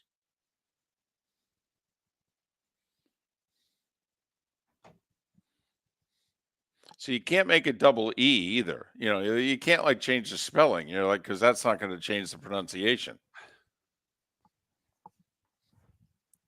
People are still going to think. Did you see the Mike Evans news? Yes. That he's going to test free agency. Is that what you're speaking of? No, Mike Evans just signed with the Bucks. What? No, really? Yeah, it just. Oh, awesome. We went to break 5 seconds later. I got a thing. A thing. In honor of Chris Mortensen, I got a thing.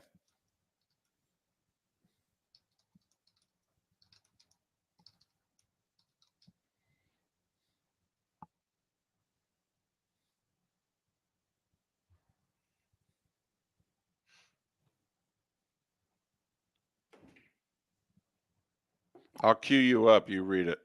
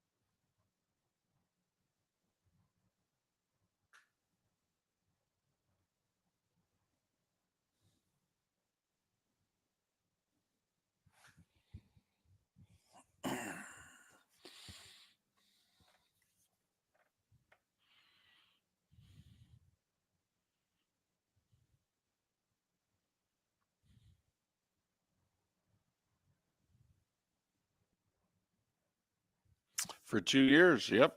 Well, we told you he'd get at least 23.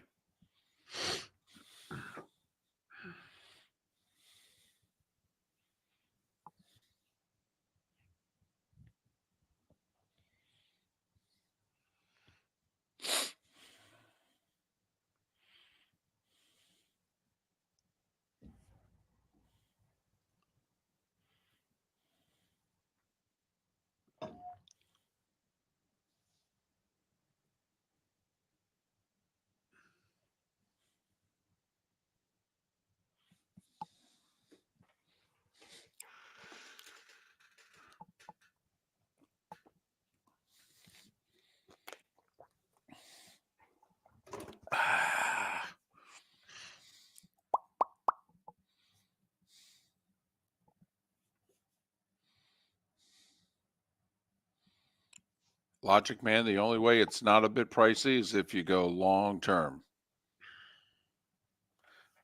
But it's a 2-year, $52 million deal with $35 million guaranteed. Yep.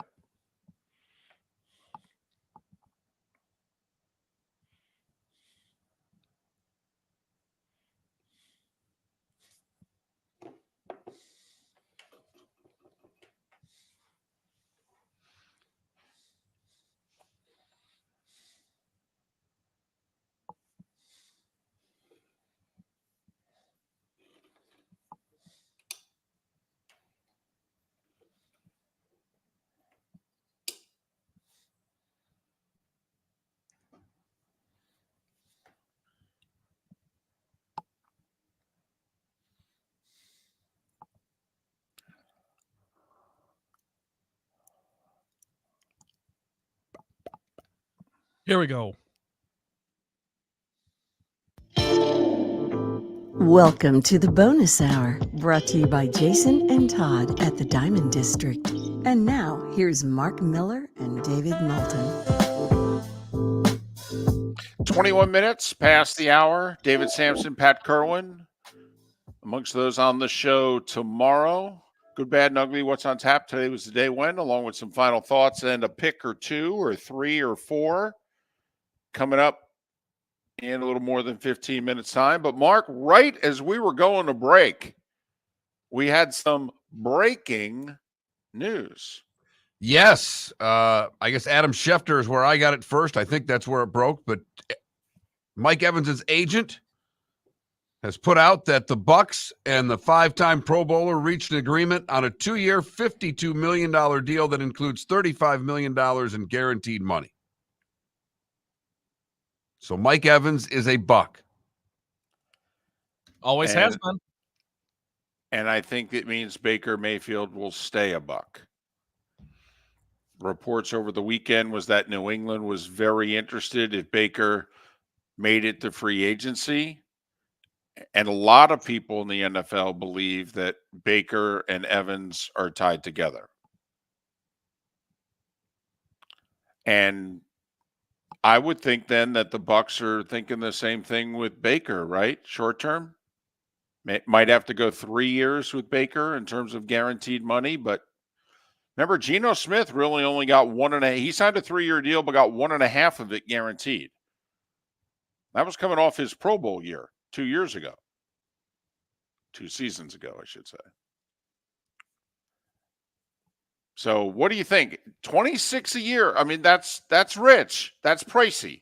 That's no hometown discount there. That, we were thinking 3 for 70. We were thinking 23 a year. Well, Andrew Brandt retweeted it and said, could be 1 year, $35 million, strong deal. Well, sure. If they cut him, I mean, it'd be a $9 million cap hit next year. But 31-year-old Mike Evans. I mean, I think that, listen, if Baker was tied to him, then, I'm surprised they got him for less than 3 years. I am. Because, I mean, Mark, think about it. Say he does 2 years with Tampa. He'll be 33. He will have played 12 years in the league. I mean, it's tough to still get paid high-end money at 33, 12 years of wear and tear on your tires.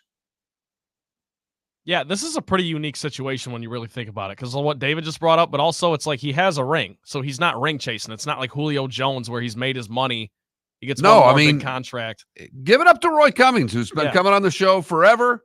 Roy's our Bucs insider, and every time we kept talking about trading Mike Evans or Mike Evans being a free agent, Roy was just like, guys, I'm telling you, he's going to be a Buck for life. That's what he wants. That's what they want, and it's going to happen. And now it looks like that's what the inevitability is for Mike Evans, that he will begin his career and end his career with the same team. So Evans gets his annual amount that he wants. I mean, 26 a year, that's going to be top 5 at the position. Even with a Chase contract, with a Justin Jefferson contract, I mean, A.J. Brown and, Tyreek. I mean, I think 26 a year is still going to finish top 5 at his position. And do we all agree that he is top 5 at his position? No, he's not top 5. No. Where do you think he's at? Top 10? Top 15. 15. Okay. But Bucs get short term. So Evans gets the annual salary. Bucs get the length of the contract. And the Bucs, that's not a cap-friendly deal. Because the only way it could be cap-friendly is to have it be a 5-year deal with dummy years. But the Caps, the Bucs are also not playing the Saints game. They're not kicking the can down the road. So now they're going to sign Baker.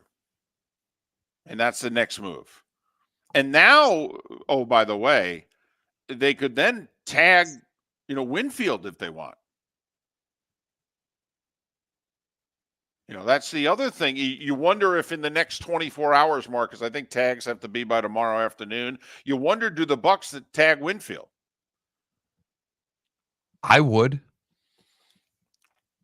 Wouldn't you? Well, I mean, tags usually don't give you a lot of financial flexibility.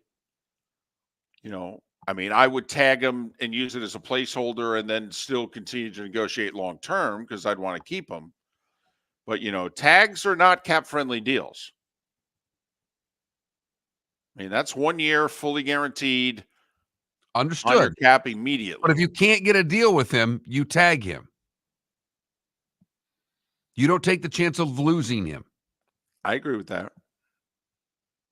Although there's a lot of safeties out there. A lot of safeties out there. Eagles just cut their Pro Bowler that they acquired from the Titans during the season over the weekend. There are a lot of safeties on the market. It's amazing how many really good safeties are out there. But you got to consider that you're a Bucs fan. This is a good day, right? Absolutely. One, it ain't your money, and two, you got to keep the guy that most of you wanted to keep. Now you get Baker. It's a really good week.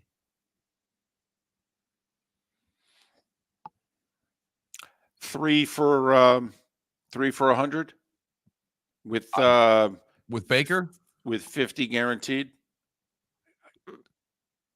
I love that deal. That's 33 and a third a year. You're guaranteeing a year and a half, which is exactly what the Seahawks guaranteed in terms of Geno's money. Don't you think they'd have to guarantee more than that? No. Baker.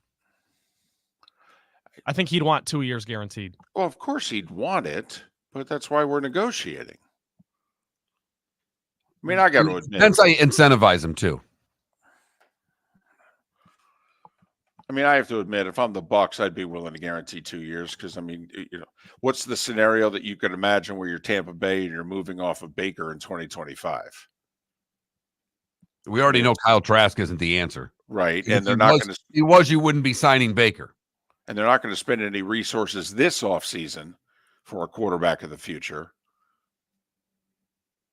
Which And means we don't think Baker, they're going to be bad enough where they'll be picking in the top 5 or anything. None of us think that either. No, I mean, I could see them in the third round taking a Spencer Rattler and trying that possibility if he's there. Look at you. He seems to be everybody's day 2 guy that they're into at this point. You know what I would like about drafting Rattler, besides the fact that I think he's just athletic enough, just a gamer enough, but also most every game he played in conference, he was playing with the inferior team. Pat's talked about that sometimes when you draft these guys in which they're playing and they always have the better roster, that's not the NFL. Mac Jones. I'll tell you what, though, Kyle Shanahan, I swears by it, says it was the best college tape that he's seen since he's been head coach of the Niners. That he regrets not taking. It's why, by the way, I think there's a strong chance Mac Jones ends up backing up Brock Purdy in San Francisco. That Darnold's going to leave, and that because Shanahan loves Mac Jones. Yes, that would be really juicy if that happens, David, because then it would be a real he'll get released, he'll have no leverage, and they'll convince him, just come here and clear your head. We'll put you back together. We'll revamp again. your career. Yeah, we'll put you back together again. We'll do what we should have done years ago. Come on over here, Mac. Come to San Francisco. Mac thinks pretty highly of Mac, though. I don't know. I'm just trying to figure out what the Patriots are going to do at 3. Marvin Harrison, keep Mac Jones? They're not keeping Mac Jones. Mac Jones is going to get released. So they go quarterback. They have to. Or they trade it. How about this? If you think your roster is so bad you're going to be a few years away from contending, why waste a quarterback's 2 years of rookie salary? Visit Jason and Todd at the Diamond District. When choosing something of high value and personal significance, such as a diamond, you want to shop with the best. And the mall is not the place to be. Here are my friends, Jason and Todd with the Diamond District. Take a stroll in the mall, pop into a few jewelry stores, and you'll soon discover you're in the wrong place. Rings begin to look all alike. You're not finding GIA certified diamonds. You quickly realize you know more than a salesperson helping you, and all the same financing gets pushed on you. Visit Jason and me, and you'll find America's top bridal designers dealing exclusively with the Diamond District. You'll find the largest selection of GIA certified diamonds, all priced 8 to 10% over cost. You'll find educated sales consultants who have many years' experience and are not paid commissions. And you'll find Todd and me in the store nearly every day, wanting to shake your hand and welcome you to our Diamond District family. Visit Jason and Todd at the Diamond District.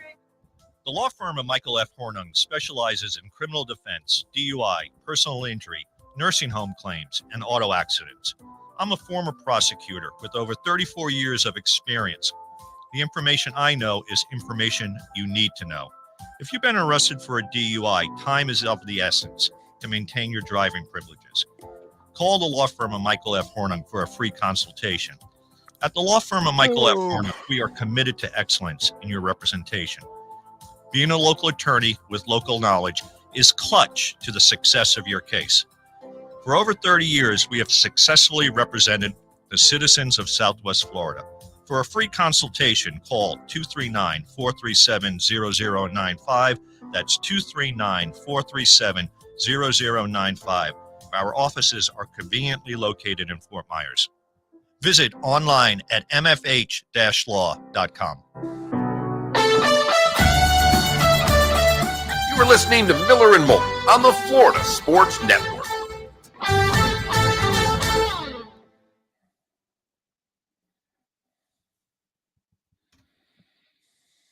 Segment idea for tomorrow. We could go through the list of receivers, and would you take this guy or Evans?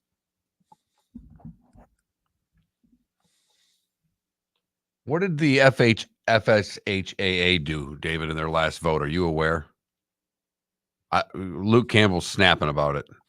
I thought, wasn't it an NIL thing? Okay. No? But said smallest high schools losing. I can't read the article because I don't subscribe to the Sun Sentinel.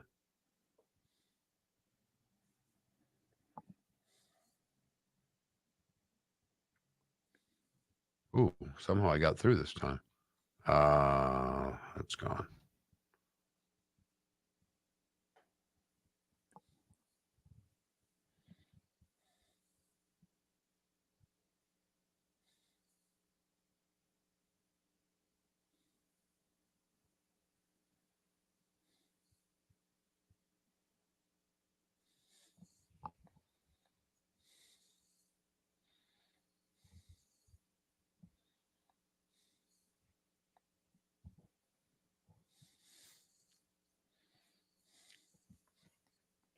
And I have something we did not talk about all show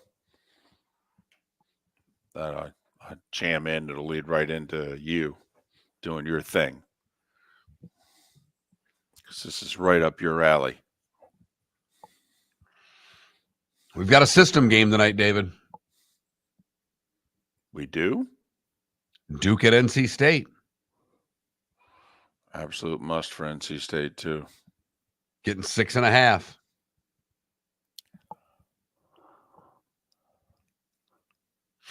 How about the game they played over the weekend? What were they, up double digits at the half at North Carolina and got beat by double digits?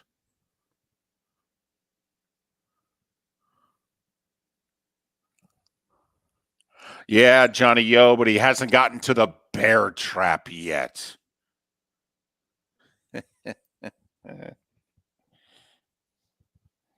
I crack myself up. Somebody has to.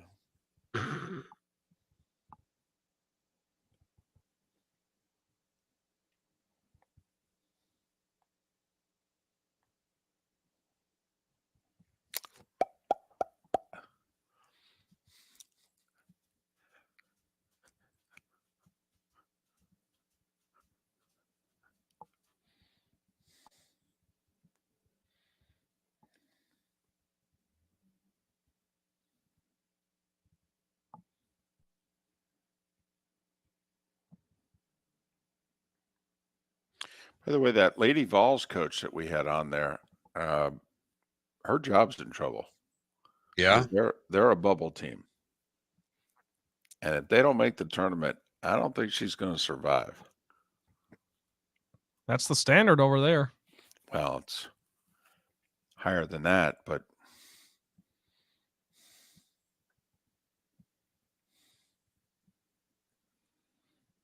did you see Angel Reese when they beat Tennessee last week?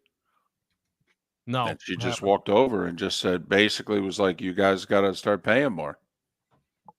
You know.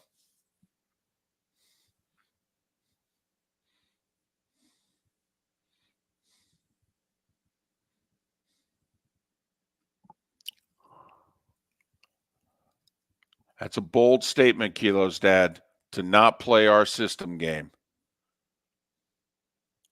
and to shove it right in our face. That is bold.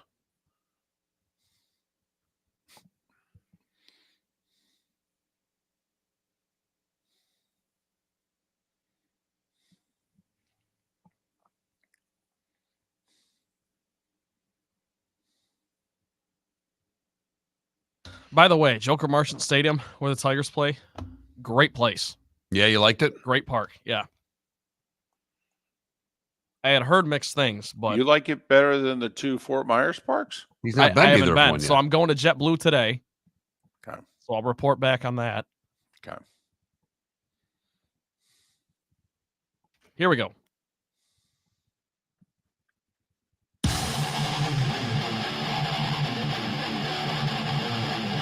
You're listening to Miller and Moulton, exclusively on the Florida Sports Network. 22 minutes to the top of the hour, 16 until we are done. Miller and Moulton, the Diamond District bonus hour. Thanks for being with us. David Sampson, Pat Kerwin, at the very least, our guest list tomorrow. Mark, I failed you today.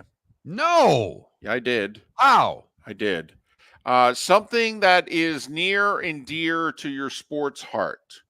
And there was a significant story over the weekend, and I didn't mention it in the starting five.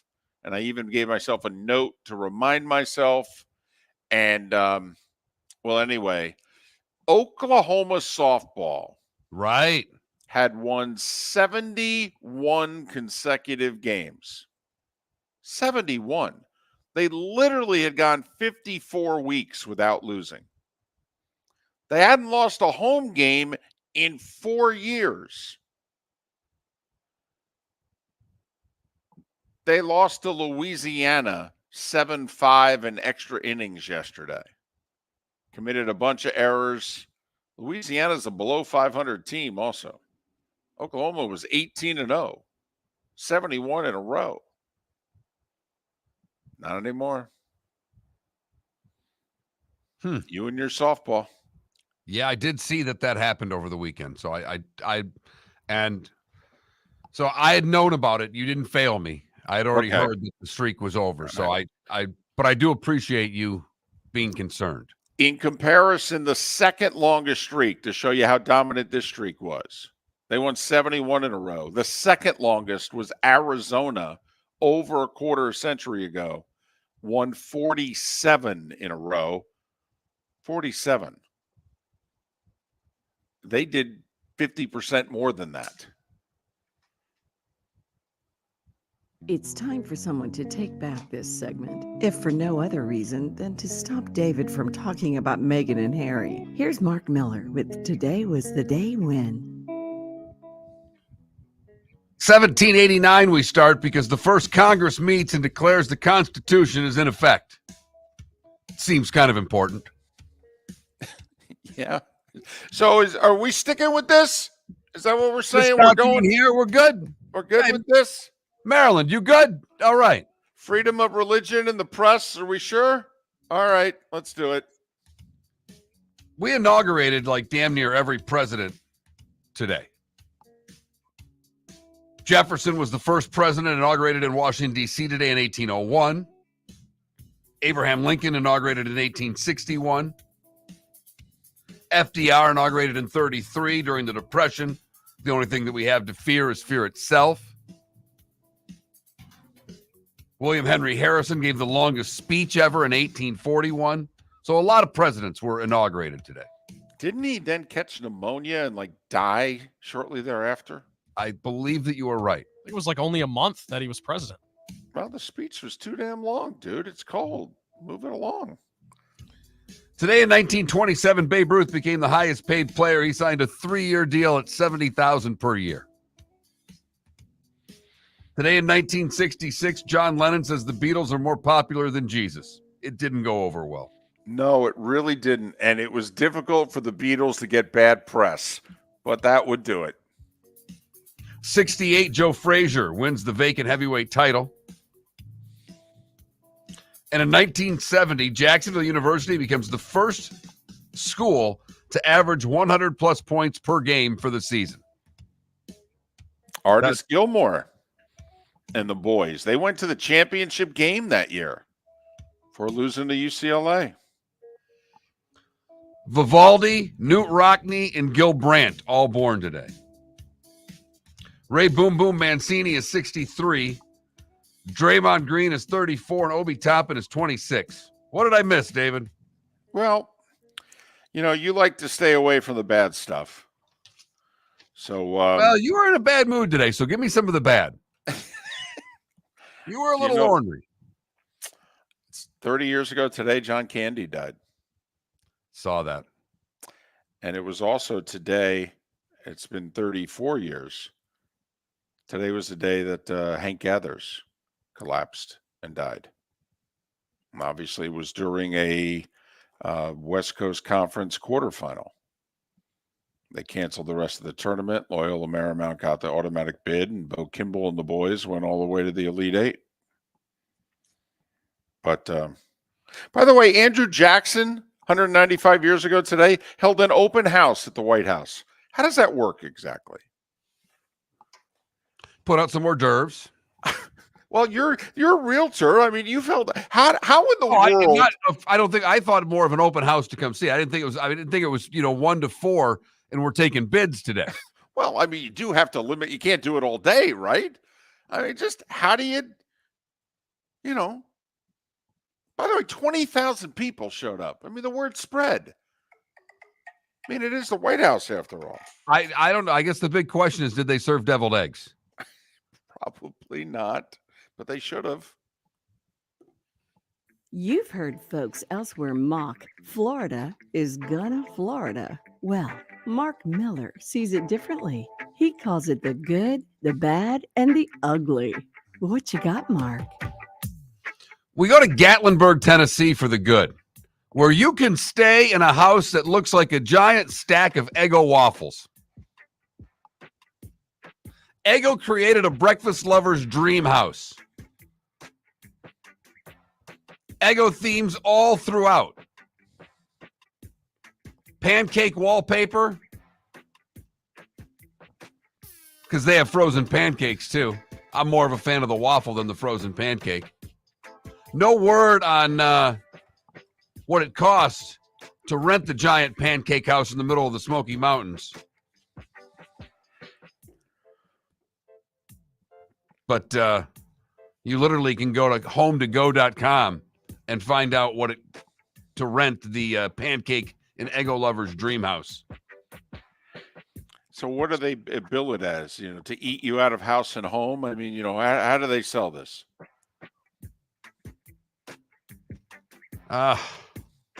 Stay in the pancake house or the breakfast house of your dreams, I guess. I mean, for the bad, we go to New Hampshire,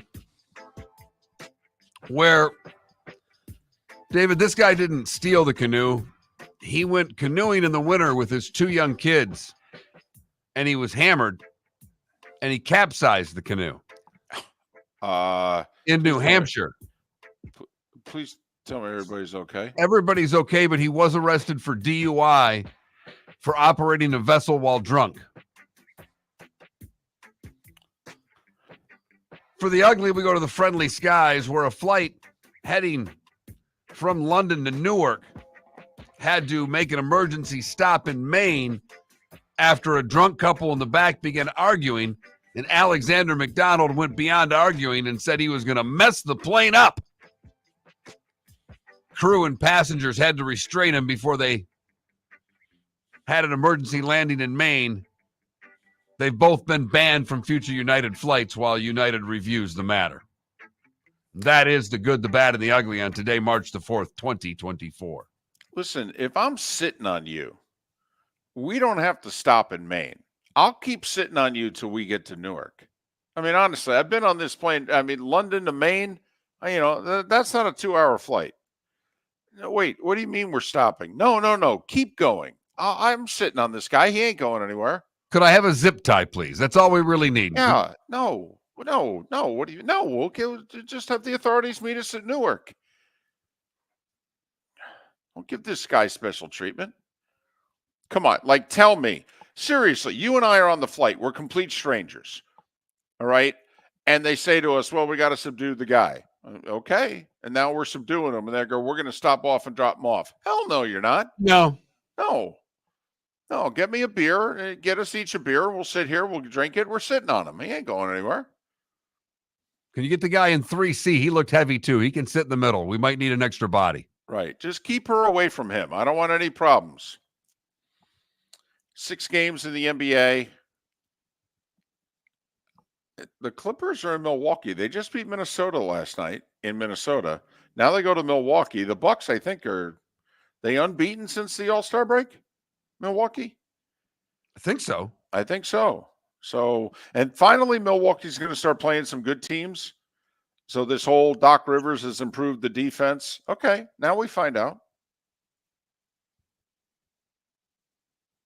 So there you go. All right, college hoops. Do we have a system play tonight? We do. Duke is on the road.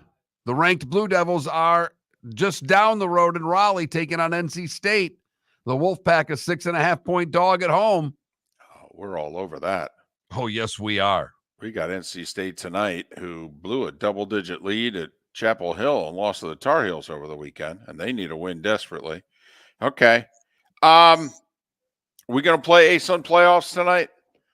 Because, my so-called, inner ASUN knowledge got off to a really good start this year, has not finished well.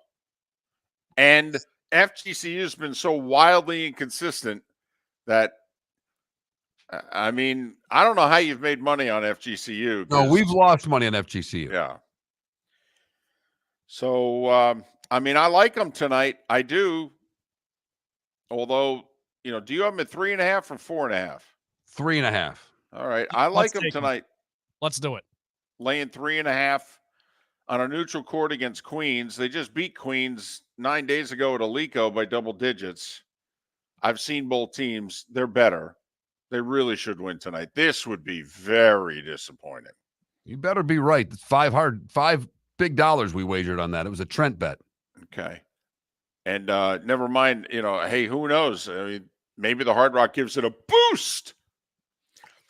And then, I've seen the line going down, Mark. You had it at 3.5. I've got a Kennesaw 2.5-point favorite against JU. And you like Kennesaw on that one? I do. JU's lost 4 or 5. They've lost to Kennesaw twice already this year. So do you go with the JU's worse, or do you go with the third time's the charm? Neutral floor, over under 214.5 people at the game tonight. I'll be calling it live, by the way. Boots on the ground. We are there. Sports Talk Radio. 2 good NHL games tonight for the record. Bruins are at the Leafs. Ooh. And the Panthers are at your Rangers. Panthers are favored. That's how good the Panthers are right now. The Rangers have one of the 5 best records in the sport. They're at home, and the Panthers are favored. To tell you how bad the Blackhawks are, they're at Colorado tonight. Colorado is minus 475. I love it. That's a Moulton special where he'll bet the Blackhawks. They just got shellacked, too. This is trade deadline week. Trade deadline's Friday. A lot of guys are going to start getting shipped this week. It was a big weekend. Some teams who needed to do well didn't, like the Penguins. Right. Jake Getzel's getting moved. And Florida is being talked about as one of their Florida's all in the Getzel sweepstakes, if you will, which is, Ooh, yeah.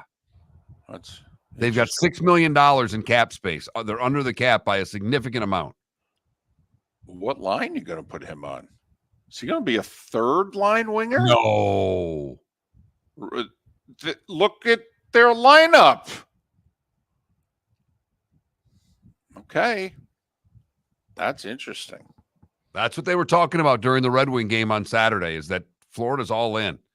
So just something to pay attention to, because David's right. The Penguins have been playing poorly, and that means Getzel's getting moved.